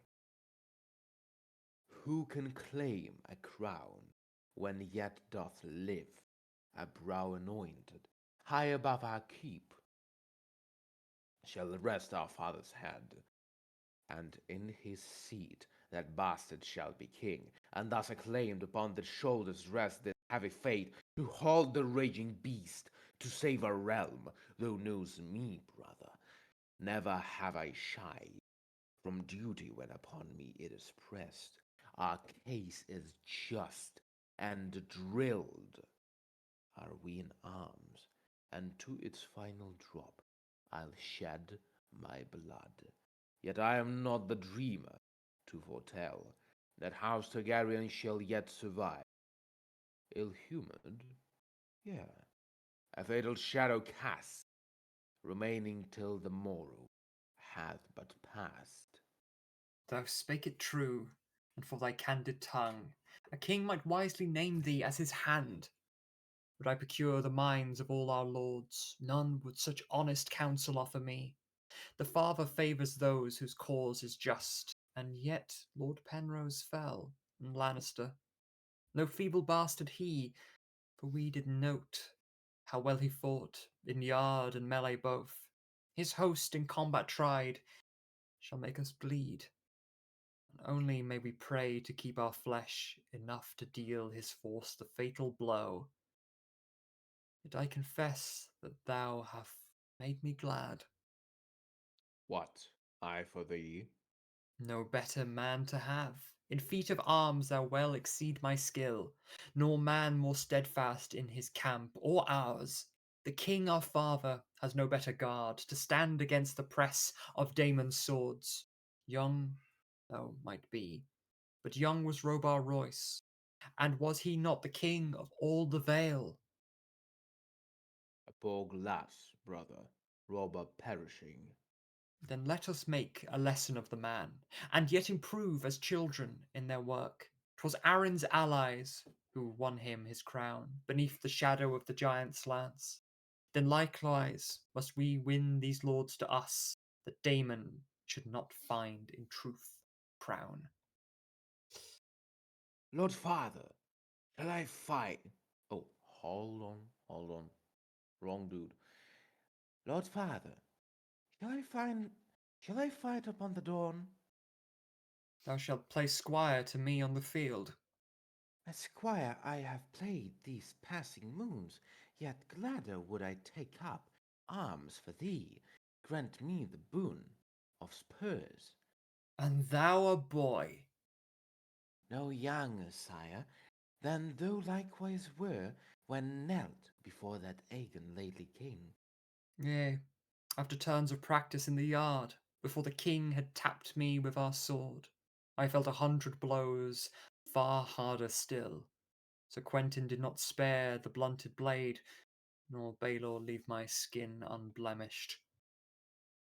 Sir Aegor has instructed me, my lord, and yesternight gave me a riding course. I coach a lance as well as any man. Thy cousin Breakspear was not lightly named. I pray thee not to face him in such sport. My false cause, and dead by evening hence, as once Lord Oris slew King Argilac. Wilt thou slay Baelor and his wicked friends? Thine aspect does not meet a knightly sort. More woeful thou should be, that we must face a noble adversary in this work. Prince Baelor was my brother in the yard. A brother who betrayed his king and king.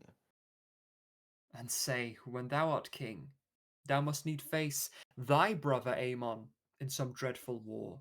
Would thou be more the eager for the charge? Prince Aemon would not break such loyalty. Did I suspect to find myself the same? Son, take our house's lineage at hand, swing if thou can, and on its end believe thy brother Aemon, thy very blood.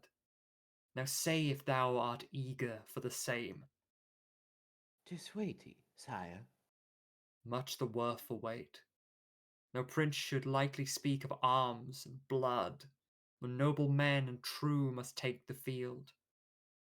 Forget not Cargill's twins, who in their course opposing sides declared.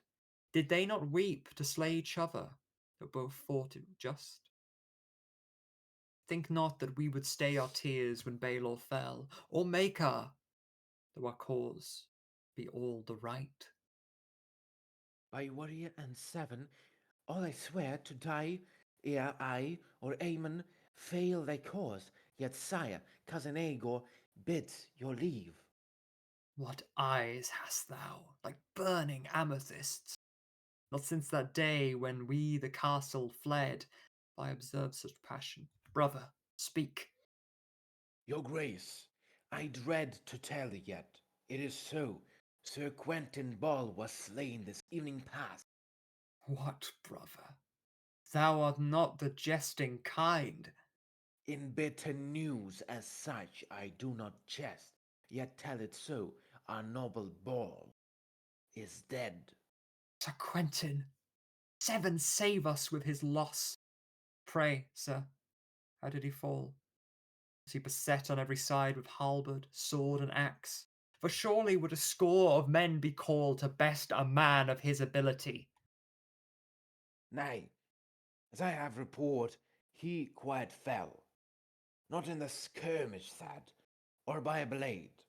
Alone Sir Quentin rode, and by a stream too meek to earn an aim upon a map. Our noble knight dismounted, gripped by thirst. He knelt beside its banks, and cooled his tongue.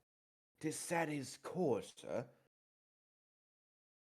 then did try the same as he aroused. The dying day last light had surely blinded him, for as he stood, an archer of our false-born brother's troops did loose his fatal shaft. A keener mark was never made by hand course, yet while a hound might turn his prey to gore, Sir Quentin could not less a victim seem. His neck exposed showed but the smallest stream of blood, while elsewise he appeared as no more pained than in an easy sleep. Yet in that instant bold Sir Quentin died. Doubt not, your grace, that ill-born man without arranged his death that we might be condemned. How often did he lose his head and bow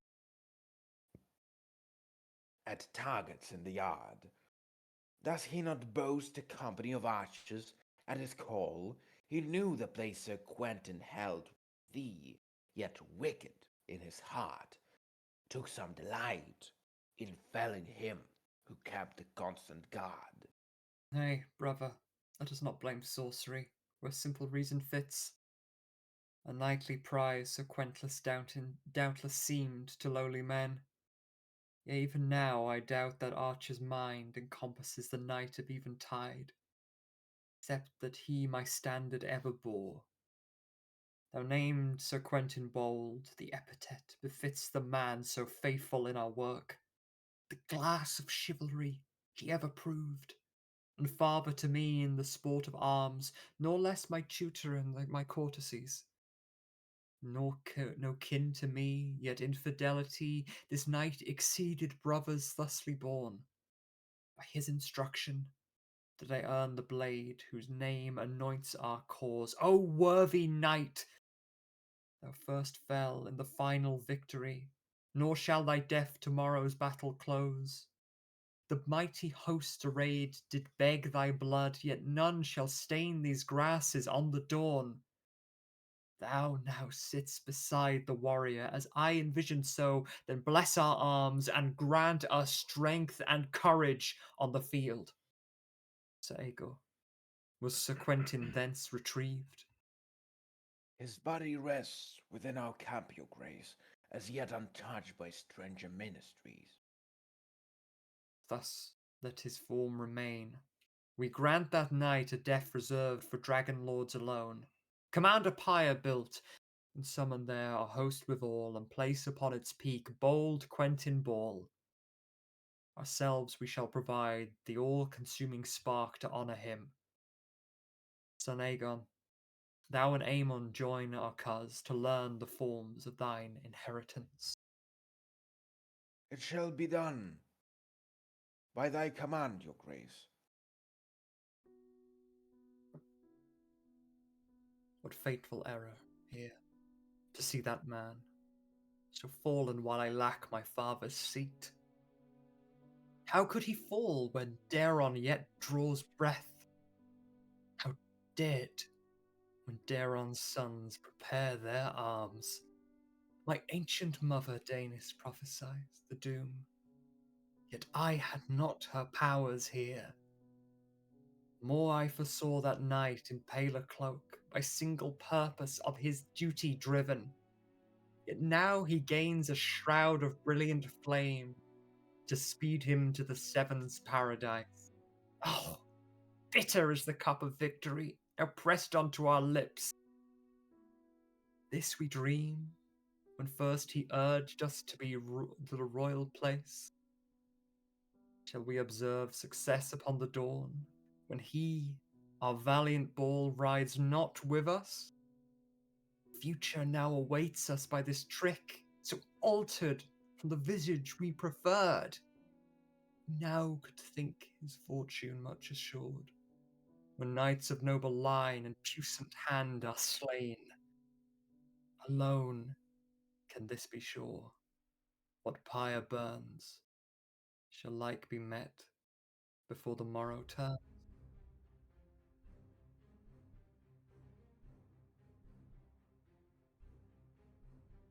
A pleasant place, our present vantage stand. Keep mine. Yea, I had set my eyes to spy, as round us rage the tides of war and death. Yet we, like swimmers cast from our bark, now rest upon this lonely isle here. Wherefore not pleasant, sir? Might you prefer the waves of sword and mace which lap our heels? As rivers justly named, for I observe thy tongue adopts the form of watered shores. Would that we fought along the Trident's banks, its rushing tides could swallow all our foes, while we sent flying shafts to finish them. Yet more so fatal would that effort prove to all the banners quarrelling below. If some should fall as such, then be thou pleased. Thou finds a pretty perch to flee the flood, and more the pity for those banners, sir. The greater pity for our bows above, for our bows above, so eagerly the battle rages on, our arrows cannot find their perfect marks without some fear of piercing them we love. Not so, good coz, for who shall sing of us, if e'en such fatal error were applied? Of knights and heroes are the lyrics writ, both in their victories and sadder ends. Yet what bard pens a line in archer's praise, who traced the fate of battles to our hand? Give more the merit, sir, though art a knight. With all the upright arts as those so dubbed. See, cousin, where the worth of knighthood falls, as Damon and his foe take up their arms. And whose unhappy fate hast thou foreseen? No second sight, but plainly fix thy gaze. Can thou espy the cloak of deathly hue which snaps and flies to match its master's steps? A king's guard knight, yet thou art courtly trained. say which of them be given to the task. Found familiar sight the raven there, which clutches at the heart atop his helm. 'Tis Sir Gawain of noble Corbray born, no fiercer knight now serves the royal blood. Even we on Trident banks know well the name, and not less so for what he bears as blade. His lady forlorn rests from dragon's flame. Yet I suspect he never thought to face another dragon in combatant hour. 'Tis said that when the dragon lords did reign, they feared no combat save their very own, very sort, nor any hazard faced a dragon aged, but another of his kind in bloody dance. Just so that lady fears the bastard king, as selfsame of Valyria are sprung. Good cause. Could Aubrey gain the victory? The title of his blade much match his heart. In ancient days, while I in practice knocked my bow, I watched the mocking battle play. Prince Baelor held his blade with careful grace, while brutish Makar used the morning star to beat his foes. Yet neither could defeat that Damon in the yard. Nay, he is doomed. Can thou have little faith? See how he springs as though the lightest spirit in his mail. A saucy lady she who dares but kiss, yet seeks no more embrace from Aegon's sword. Still, Volds tire even sprightly swords. Art thou so faithless cause? He may prevail. Should he deliver Damon's fatal blow, 1,000 dragons I shall give to thee, though Daron's visage gives them little worth. Thou surely jest, for if our Corbray fells, then Damon gains the day, and thence our heads. Come, gloomy coz, fall not into such despair. 'Tis long enough from field to royal hall. What game of words is this? Ah, noble sir, thine ancient blood boasts northern honesty, and thus demands, aye, let me tell it plain. The stranger waits for Damon where he stands. Even though now his darkest standards surge and loyal ranks succumb to rebel hosts, the stars of Templeton have set in night, while Wayne Wood lies as broken as his wheel, the salmon and the trout once leaping proud, caught by foxes lying even kin, who likewise swim the Trident's swiftest streams. See, stalwart Hayford, the king's own hand, dost thou proclaim this day a victory? Those fallen care but little how we fare. Then why shed tears for them? We are alive, and shall be on the morrow.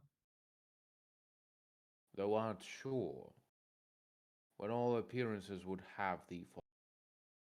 Has Sir Gawain yet felt the dragon's claws?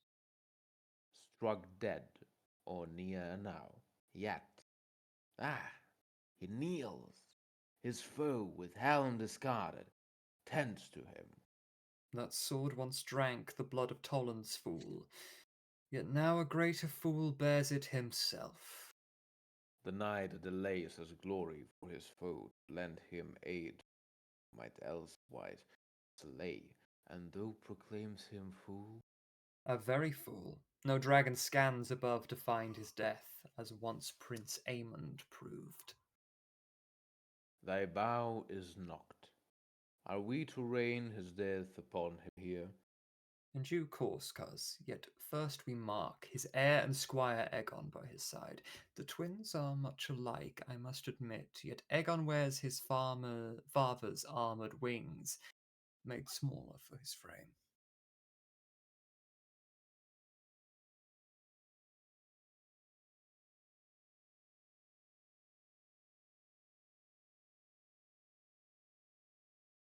What? Art thou mad? That Aegon is a child, gently born, and blameless for his sire's statement. Stratagems. The hatchling cannot set but straw alight, yet in its hour topples kingly seats. Should we expect this Aegon, thusly spared, to kneel in gratitude? Or might we then conceive a newer war, now vengeance named for him whom on this field is justly slain? Let not one spark of Blackfyre still breathe, else we had never snuffed the flame at all, and death today begets a line anew. Cut branches from the living vine now dead, then play the woodsman at our father's tree which yet remains, though slain by bracken hands. The weirwood harms us not, but yet preserves our ancient rights and gods. Sir, keep thy sense. 'Tis not my sense I fear, but thine, my. What law would guard us in this bloody act? Dread murderers would be, and they're thy kin, a double curse upon thy line forever. Shall man then call thee Magog again, another Aegon slain, to fit thy whim? Good cause. If in some years that Aegon rose to threaten Daeron's crown, would it be just to bend thy bow? Say not so anon. Why not so anon? He comes in mail, perhaps already dubbed, as once his sire were at tender age, upon a field of war with blade in fist, today condemned, on morrow shall see peace, with men not born escaping bloody fates. 3 dead, 1,000 more may gain reprieve. What curse shall fall, let it rest upon my head, but let my bow not drop ere I have struck. Another bastard born of Raven Tree once drew his bow with skill reported wide, which Bryndon now may match. Red Rob was named. Though black his cause, rather would I stand and soldier by his side than keep this place, for though my cousin flies, the dragon red, his hardened chivalry is blacker still. Is this the champion of Darrow's cause, this thrice dread soul? What honor here is found? See how Sir Damon cradles to his beast, to his breast, his son, the proud shaft plunged into his neck. This countenance has dropped all haughty pride, which else wise might inspire loyal men with much delight. As once the dragon's son fire reposed, still living yet deprived of airy feet, so now Sir Damon shall not rise to move, though death awaits the man in battle still. See, now the death-born arrows pierce his scales with blows alike the hammers. Only they could lose the grip he held upon his son, as now he is to supplication moved. Come, stranger, bear this likewise son away, to find in death a peace unknown life. As thou a salty eye, proclaim instead the joyous victory of Daeron's cause. No more shall knights anointed fall this day, as we complete this day's determined work. Hast thou not made an end? Not while he lives, the younger twin. Why see him struggle, cos? The blade near equal to him his very height. He would yet wield as much his sire did. By all the gods, I beg thee, make him not another sacrifice, his body hung in bloody testament. Give vows to him thus binding to the seven's care. Nay, sir, alive he might then tempt the bastard's friends to loose his chains and raise him up as king. A final volley, and his fate is marked. And what of they, the 5 who yet remain? When all have seen the folly of their cause, few men shall spur to crown young Damon then. Hold, villain! False brother, wherefore seen? who names him dead, whom I shall never. Observe his neck, the arrow pierced through. A murderer of seven with each child, with murder power. They hold no court for me. Blade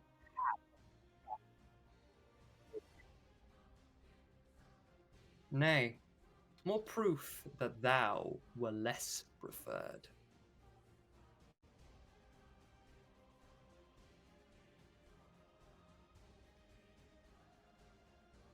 I made it slightly wider. The scar that savage bow when my sword, and I may stain these grasses with thy blood. Thy knife shall chip and shatter on my blade. Boast now of visions, wicked sorcerer. Mine eye, and I am named the Savage Man.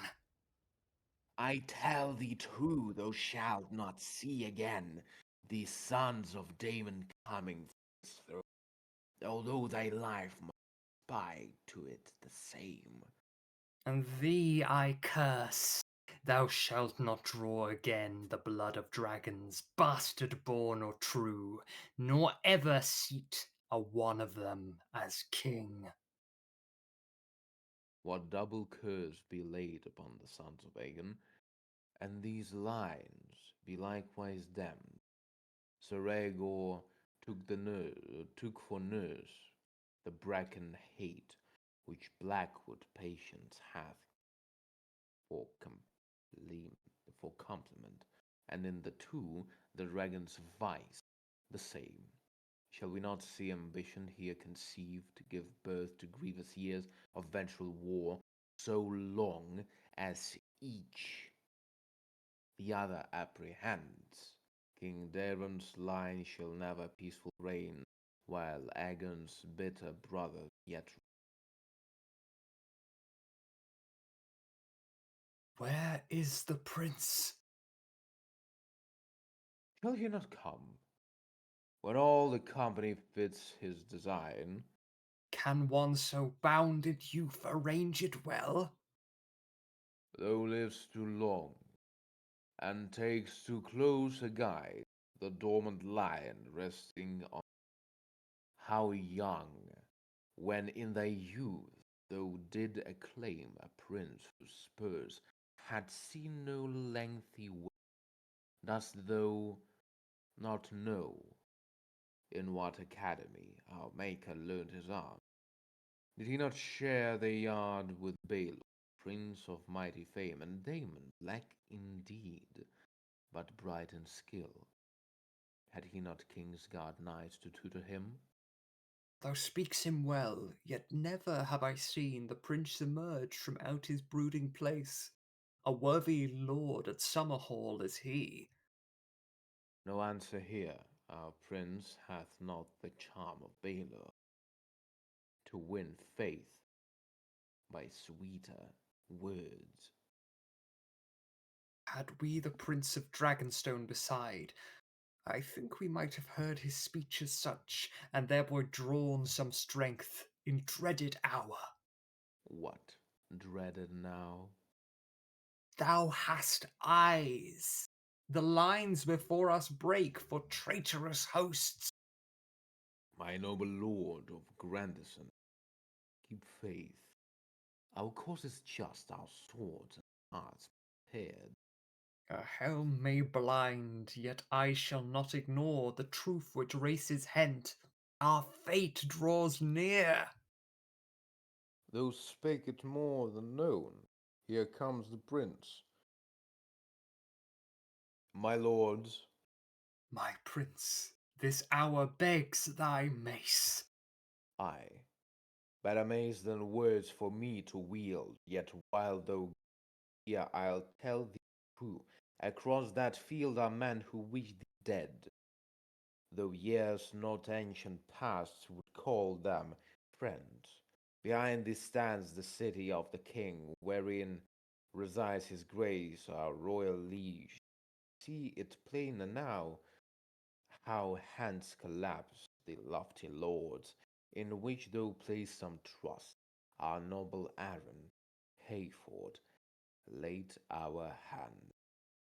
If thou should fall, then what should stay the sword of him who claims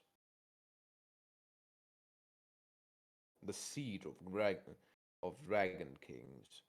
On thee then it is placed this heavy task, that thou shouldst stand a stalwart shield for him. It is thy duty, sirs, and to that work we have pledged our lives. Mine this easy when the cups run full and sweet to drink his grace long life. Yet on this day thou hath a bitter fatal laced. Let any man who swallows it proclaim that he alone was loyal to his king, alone deserving of the rose. Then stand with me, let not your duty fail. In firmer heart our king shall yet prevail. Hail, Maker! See the traitors' host arrive. Draw blades, my lords, and move on, and move no farther on.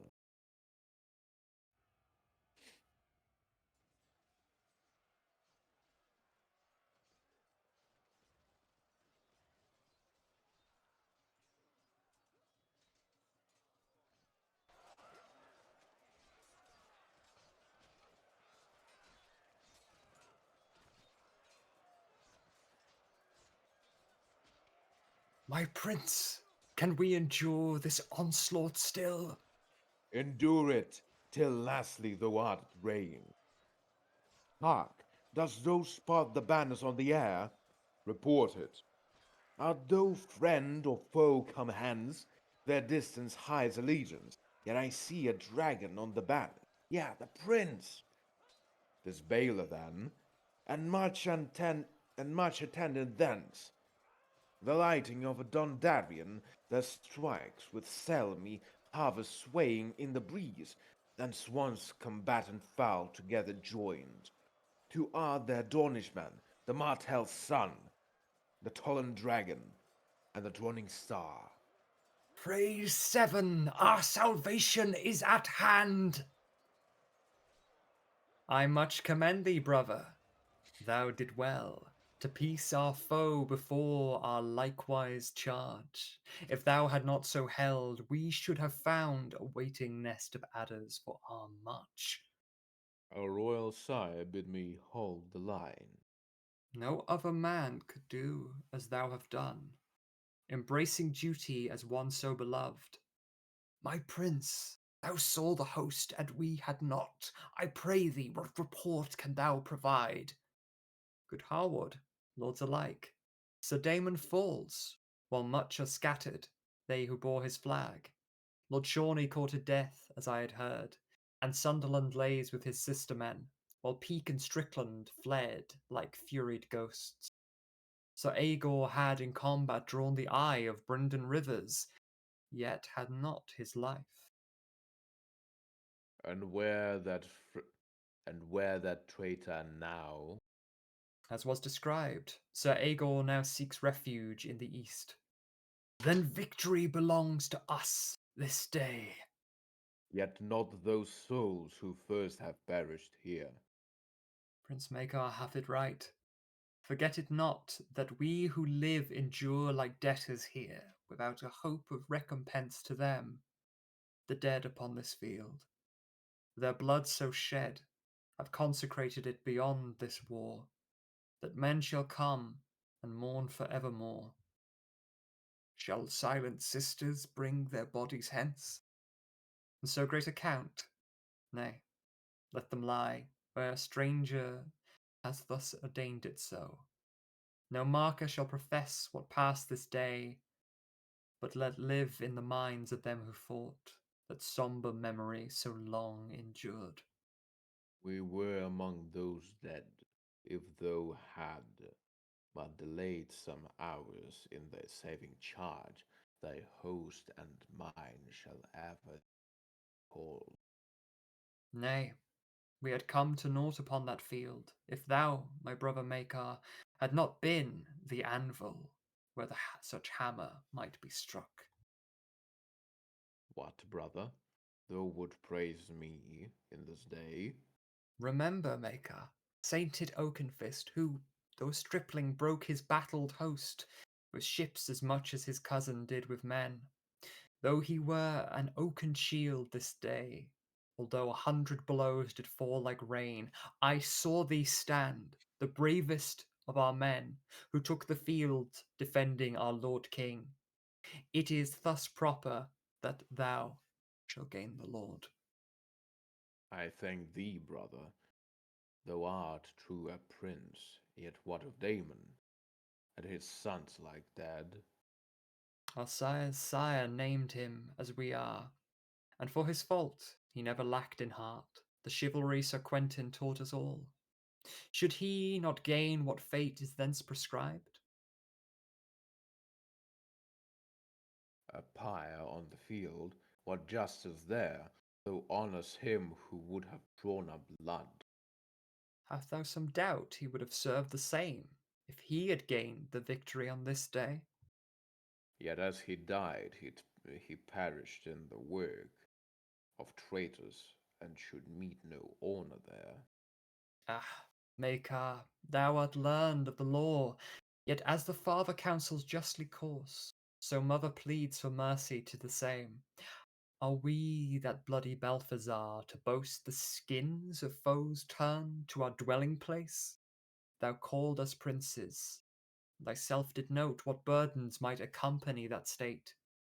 Is this not one, to act in kinder mind, e'en when these men had sought our very deaths? Thou art the Prince of Dragonstone, and here our royal father's power incarnate. Lord Arlen, see the pyre thus arranged for Damon and his sons. As dragons born, so dragons in their death. Let none abuse their bodies, for our word should have their heads. Then gather all the company around to watch while we ourselves perform the rites, commending them in spirit to our gods. His namesake might be sunk beneath the mud, yet he shall have the fire of our blood. Sir Uncle, do we leave our native shores? Thou guessed aright. Thou must bid them farewell. Whence do we fly? Thy mother's birthing place. Yet I observe no chains. Are we not slaves? What slave? When thou were born of Arken's blood? Sir, thou informed me of my father's death. Though of fewer years, I might conclude he did not perish in our victory. Is it not custom in the eastern states that victors bind their captured foes as slaves? No less so am I taught that iron men name frauds who are preserved on sundry raids. Keep thou at peace. The Arken's halls are open to his kin. In gentle stay thou shalt, as befits a royal prince. Can one so live when one a kingdom lacks? Lord Roy survives, though Aaron masters him. Lord Ironwood still rules, though once a king art thou not provisioned. Then these men, as though out of blood, him whom we have sworn. Think ye the Lord who fought beside thy sire on thy field, who would let forget their duty to his son. Thy father did not always keep a crowd, yet lived some years, bastard kin, whose lineage his sire would not name. If he endured, then why should not your grace endure a like exile from thy right?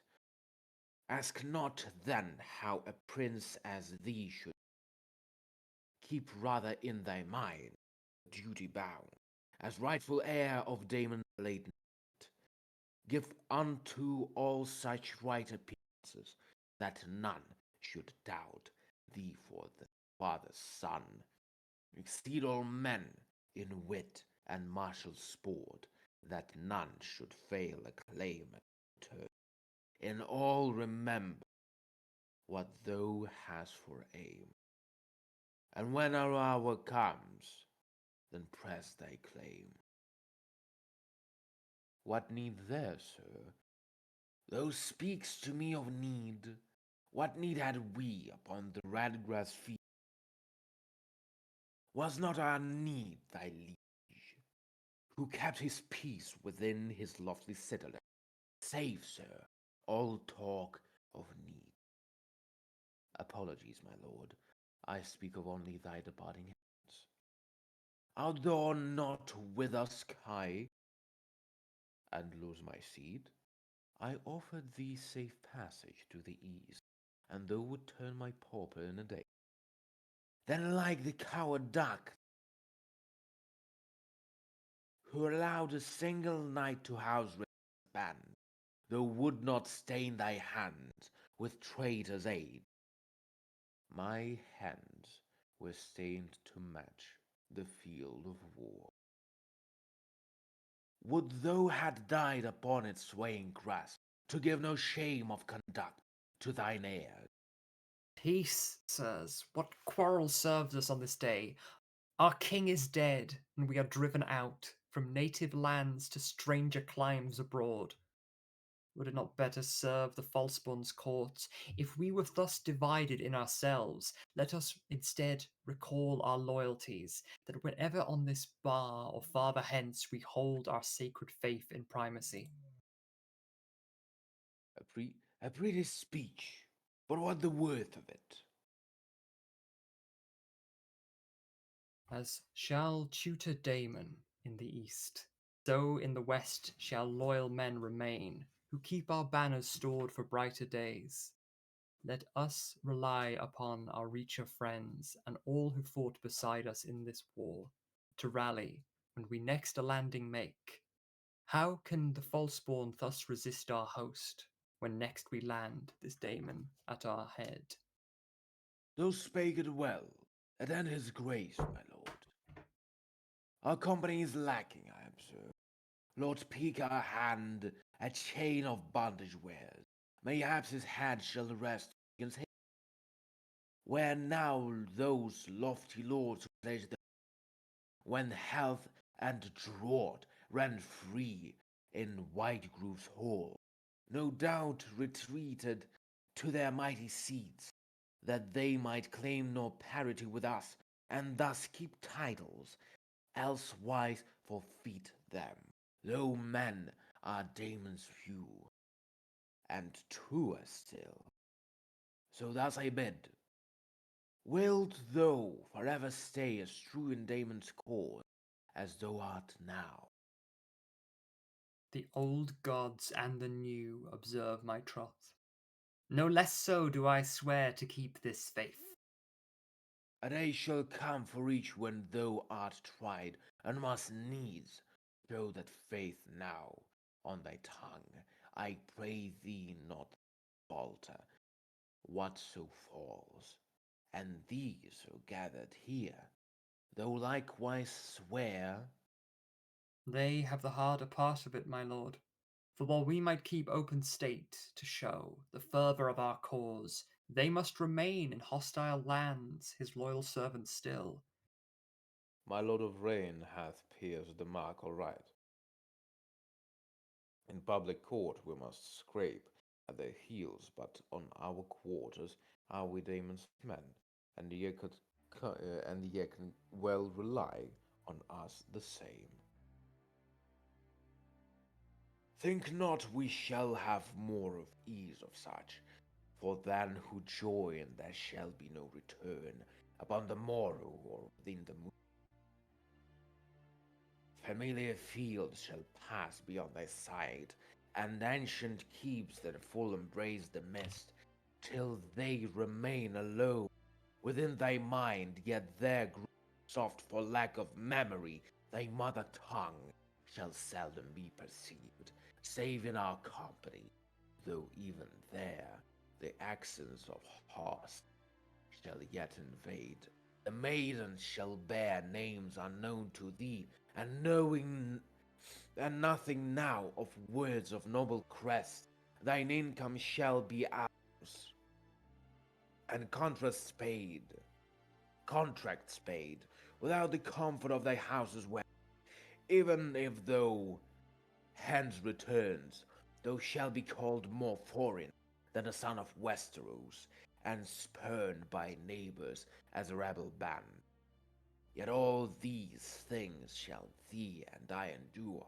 Our lives are not, when matched against our kings. And to his rights we must all willing bend. Are we but traitors failed and put to flight? For what then did our king and brothers die? That law would be upheld, that true blood ruled.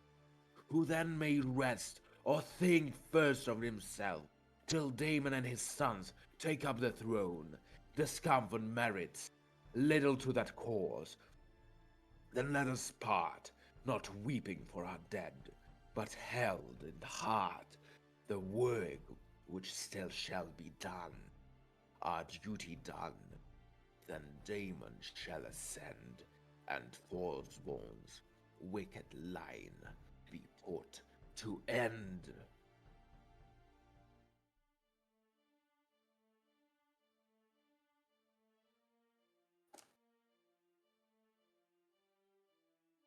It seems we are arrived in victory. Thou speaks too well when blood still stains the field. My noble prince, I know as well as thou what men had fallen there, and yet adopt a drier eye. Have we not thus been saved from villainy to rule and brigands' reign? Sir Damon kept no gentle counsellors, who in their own success would sit alike. Yet he was but the glass of courtesy, a knight more true than any I have seen. How often did Sir Damon rule the lists with grace in victory and pleasant mien? How often did he best us in the yard? Never lend his soul to arrogance. A fool, perhaps, to think to top our line, and that he died, 'twere a foolish fault. E'en so, our house has seen some foolish sons. I shall not balance fools and evil men. Sir Damon was no villain, I maintain, and that we live, 'twas more a costly gain. A learned tongue, my prince, thou much were schooled in harnessing thy words to meet thine ends. Do I perceive some sympathy, my son? Thou names it so, my lord, though I would fain consider it the honourable course. Speak as thou would, mine heir. That we have suffered in the present war, no man of us denies. Our royal vaults have shrunken from their known prosperity, which thou, my father, had thyself improved. No house below the neck was spared a son, or else a brother, father, fondest kin. How many of these men shall journey home from unfamiliar lands with names unknown? How many shall the stranger claim with naught to mark their lives save but a cairn of stones? How many wives and daughters shall await their coming with a hope that slowly fades as roads remain untrod and hearths stand bare? Thou plays mine advocate most splendidly. Yet are these not the same to black or red? The loyal houses may be comforted to think their dead a worthy offering. But what can those who swore to Daemon's boast? Their wealth, their arms, their sons, all spent in vain, to crown a man late given to the flames. Do they not dread anticipate their fate? Their waxen arms are now their seal of death. And if they forfeit lands and titles both, they might consider it a light escape. Is that not law? Prince Makar, tutor us. My brother's counsel I would eager hear, but this position is not yet complete. My lord father, as thy son, I plead it thus: bring not on them the harshness merited, but rather use the mercy which is thine. Thou art the father of thy bleeding realm, the brackens and the peaks, thy children still, who cower for their losses born as hence. And in anticipation of that same, if thou would now deprive these elder lines of honours yet more ancient than our own, would thou not seem more like Rhaenyra's spouse, who would then bend the knee to us again if he should face such dire punishment? Yet as we meet an honourable foe, whom we had called our brother some moons hence, is it not right that thou extend to him the clemency a father gives his son?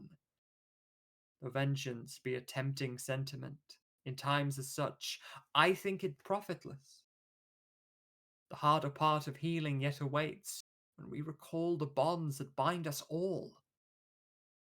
Thou be an example to the same, that men might see not hands yet bloody stained, but open palms to pardon them who strayed. Give comfort to thy wayward children's fears, and let thy realm enjoy some quiet years. If thou were of the college devout, I would not fail to elect thee for thy speech. Yet as my royal cousin understands, we hold before us men of evil hearts, who slew our truer brothers on the field. In Hayford, noble hand for whom I mourn, how eagerly they pledged their very lives to draw thy father's blood, and doubt it not, if Damon had not fallen on his way, our king would not join his bones and flesh.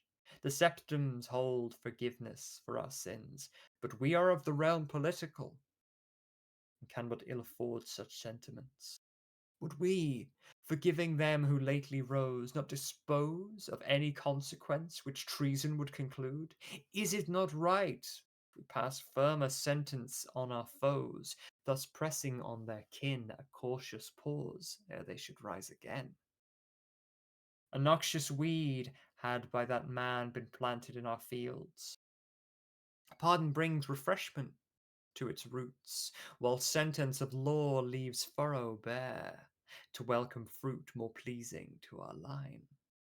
Thus, as thy counsellor, I would advise thou spare them none who bore the knight's device. Sir Aegor was likely humour ruled. The crone's lamp hath its light divided hence, which neither shall achieve the brightest glow.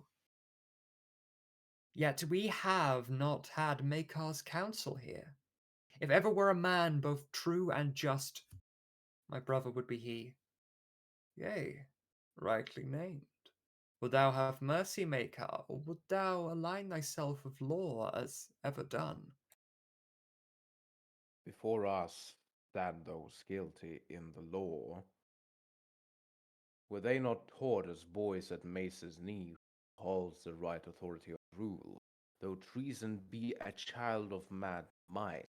I cannot name them so with perfect sense. They yet abandoned their obedience. King Aegon, first among our fathers, proved that foul rebellion must receive the sword. Did he not slay these seed? Did not Lord Stokeworth, fatal though it were, condemn the ill-born Harren in that hall, and Maegor slay Lord Ronald's kin? Could we not read what King Jaehaerys said as punishment for traitors justly tried? Even blessed Baelor once our own failed in that duty, turning out their cells, the Dornish hostages, through by the law his brother's murder should have timid their deaths. If we would set a block within our square, their leading undercloth rose, no man could shout that justice hath turned blind. Hast thou agreement with Lord Rivers here? Nay, to my royal brother must I grant assent unto the scheme in days to pass. Would they not use this work as evidence that we had greater feared that rightful claim? Would thou, my father, not be tyrant held to bath as jonquil in her? In such cruel testaments are martyrs birthed, who then appeal to others from their graves, so nothing knowing of the former hate, they offer flesh and likewise sacrifice. Yet what could they protest if we doth threat their captured brothers with a gentle hand? Did we parade that night in mockery, and bear his body to the crowds for feast? Did not the flames which advertise our house bear him before the seven to be judged, seven pardons, and their struggle would eclipse Lord Derry's battle at the widow's ford? Yet more unloved than Darius' final stand, the law demands the traitors bare their necks. But thou, my father, art the law itself. Is it not thine to change where circumstance prophesied, prophesied a sad alternate? Draw blood, say, and thou would sooner grant Sir Egor more the use of argument. Bring mercy, and Sir Egor would thou bleed till he should for his bread a beggar plead. A pretty speech, my prince, of great worth. Hast thou been here today, thou spoke thy mind, enlightening us all with points unmade. We thank thee, Maker, thou have spake it true. We shall retire to consider it, beside the other counsel offered. Our lords have broken trust, yet here our sons stand for them in a right apology. We would proceed in caution, lest we err in serving well the crown we have received, which would make thee a poor inheritance. Depart and have thee well upon the morrow, when we shall turn to joy what caused this sorrow. Where art the others, sir? Thy father king shall presently arrive, fear not of it. Who of the court? As I the list perceive, the queen, thy brothers, and the princess wed. What Lord Rivers? What of Lord Nay, Rivers? nay, I think it not. He hath some other business which he would him demand.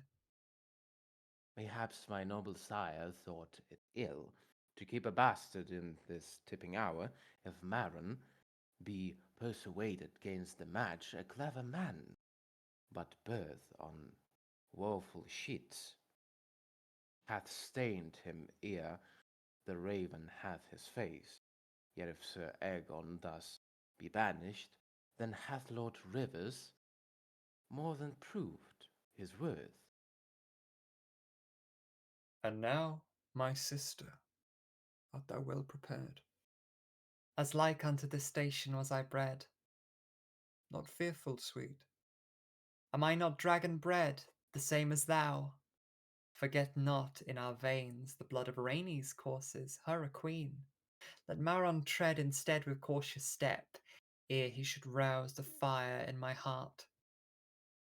'Tis said one baits a dragon at his risk. Thou knows, my lady, all the truth of it. Yet see the sun still races in his course. Doth Maron take some pleasure in delay? His princely hours may be counted few, till he must lift his gaze before the king.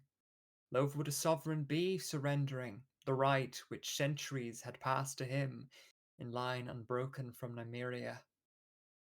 What profit, having sworn this vow, the same would come of long delay, save painting him a wretched creature, seven in contempt, Thou art his cousin, son. and double kin, yet not till he would set the final stone. Hark, spy the banners flying up the hill, the sun and spear as fits the Prince of Dawn, the dragon green and gold, 'tis Toland's son, and hooded hawk, for fowler of the pass. Nordain no will, Blackmont, of their peaks or ullers, with their sinful banner borne, What little company Prince Marin keeps, even as he greets his father and his bride. Peace unto thee, my brother, come of dawn, and thou, his knight attendants, welcome be. To thy good health, your grace, and more joy to thee, my sister and our present queen. My brother prince, what better joy is mine? This day sees thee unto my daughter wed, which like issue shall forge a lasting peace twixt native sands and gentle fields above. Kind words, and I shall now the prince lead, who brings us to this pleasant interview.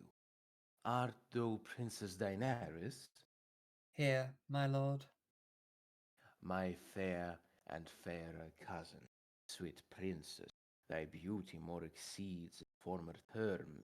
I should not think the finest men of Myr could just depict thee with a brush and paint. Would thou have wed this painting, were it so? Mind, princess, whom thou meets in bold address, our Westerosi maids all taught such speech when they, their husbands and their princes, get. What knight censures a princess in her hall, even as her prince and his stands by her side? Do we of Dorne forbid a lady speak as would her mind allow? If it be truth, my dear princess, thou learnest the Dornish tongue, although thou hast not glimpsed the chalky cliffs. Did not the grandson of the second Moors forbid the Roynish word? A learned maid, my brother Westeros, I think thee well, that thou my bride hath taught in Dornish ways. The gratitude I give unto my queen, who hath companion to the princess played. No less ought the princess share herself, for she hath hardly been these several weeks without a book at hand concerning Dawn. Thou art more blessed, my prince. Thy bride hath all thou could wish a line, the antic dragon lords, and wit enow that she might Dornish be. What wonder that thy lips should give me praise, e'en as thy badge the lie gives to thy words. Still, I may doubt at Holland for his truth. See, brother Dawn, how thou comforts her. In stranger crowds our princess would be thought a silent sister, keeping such her tongue without a sound bestowed. Yet to her kin the princess takes a merry countenance, not sparing even princes with her jests. Good princess and my wife, I beg the same, that son's spear should be merry under thee. If thou prefers the instant merriment, I shall not fail to oblige thee, good prince. Yet while we crown each other with more praise, should we not finish that which drew us here? Yea, son, but first we must obey the law. Art thou aware, princess, what must be done? My more royal rights be stripped, as I recall. The queen my wife hath undergone the same, when blessed Baelor chose her for my bride. Art thou now sworn thy line shall never claim our throne, if ours should fail for lack of heirs? I am so sworn. Then we are made content. Now where our ghostly father for his act? Your grace, if they be ready, so am I. Who dare reproach the gods for such state? Prince Maron, of the line of House Martell, and master now of Dorne, hath come to wed. Who would thou have for bride the Prince of Dorne?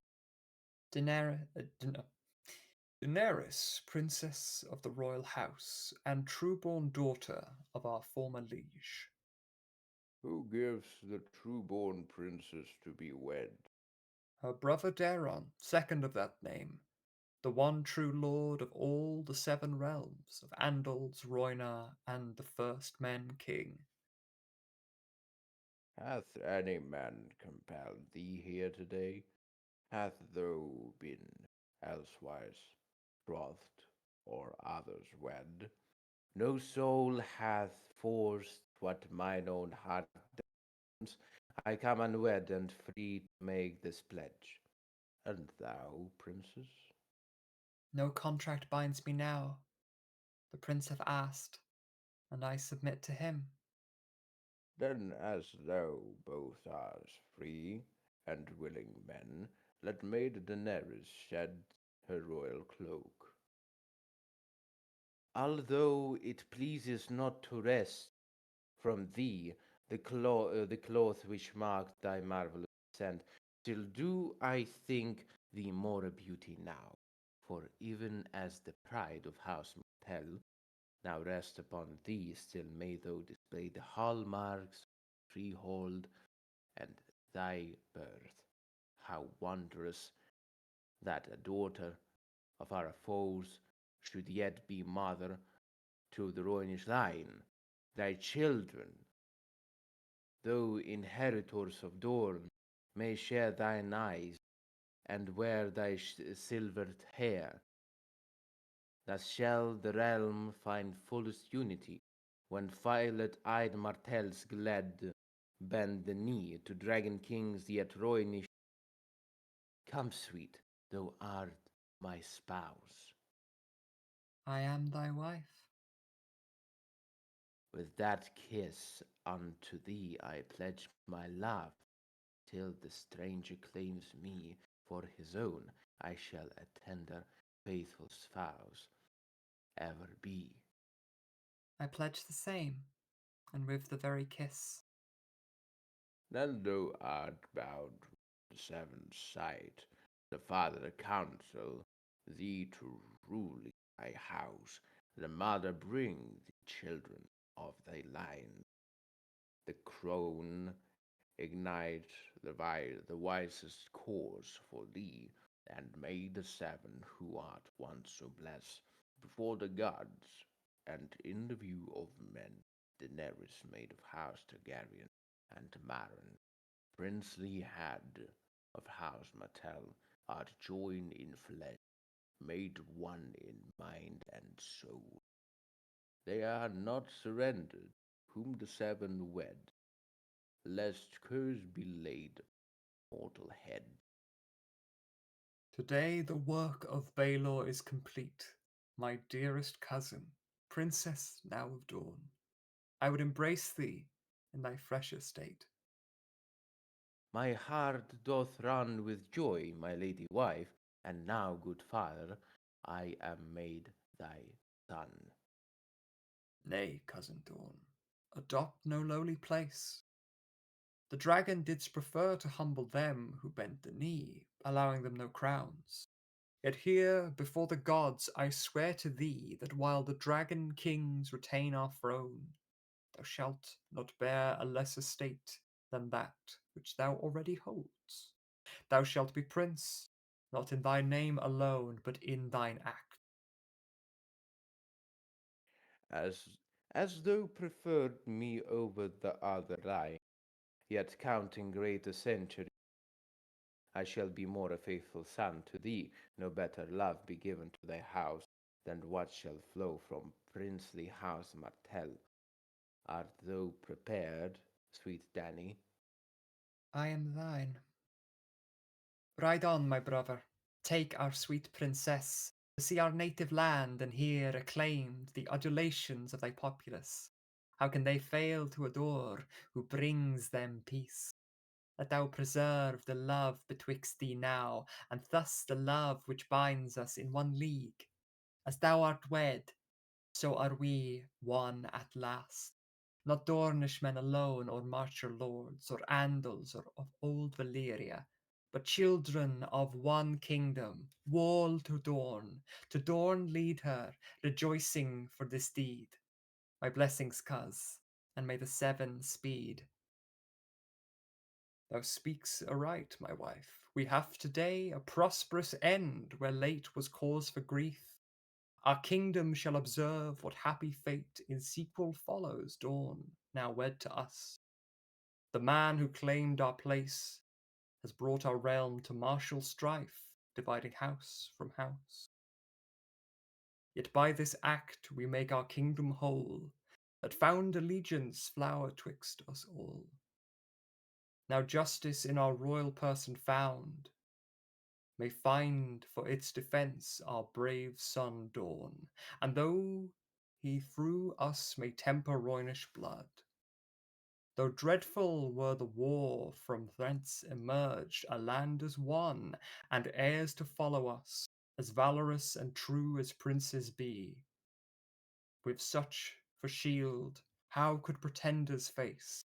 With such for counsellors, how worser fare? Those marked as traitors shall not temper our line, nor false kin stir us to arms again. Thus shall it be proclaimed that by this close was brought eternal joy for Westeros.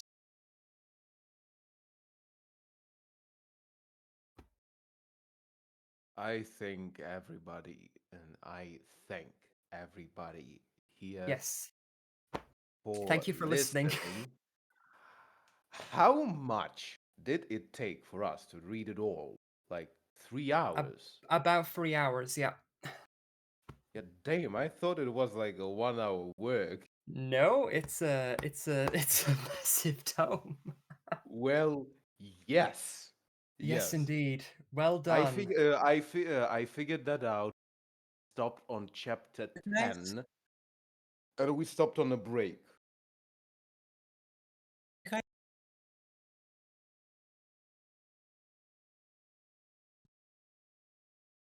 Fiorella, sorry we didn't hear anything.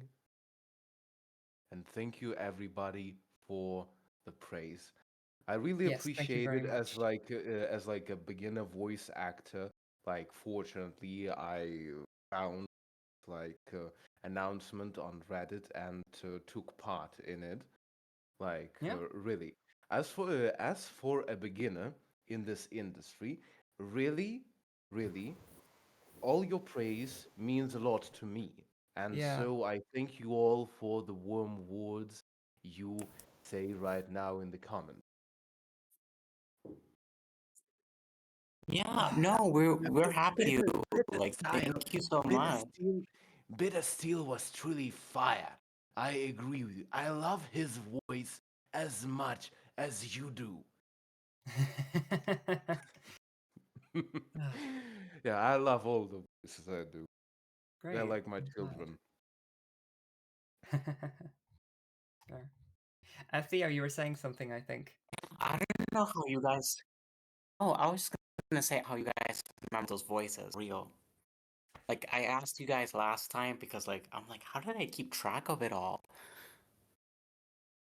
To be Um, honest, I have no idea. It's somewhere in our like not blood, but in our brains. yeah, Like we associate those voices with some characters. Like for example, this crispy voice is now bitter for me, really. yeah. No, I mean, for like Quentin Ball, I don't think I've ever had a voice, but like that deeper voice that like works so well. Like maybe next time thinking about him, think of him that.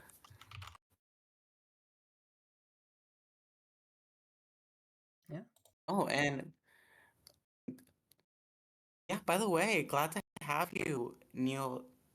Actually, I think it's pronounced. I noticed you're one of the new members. Like Yeah, you chose like a great first day. what a fun first experience.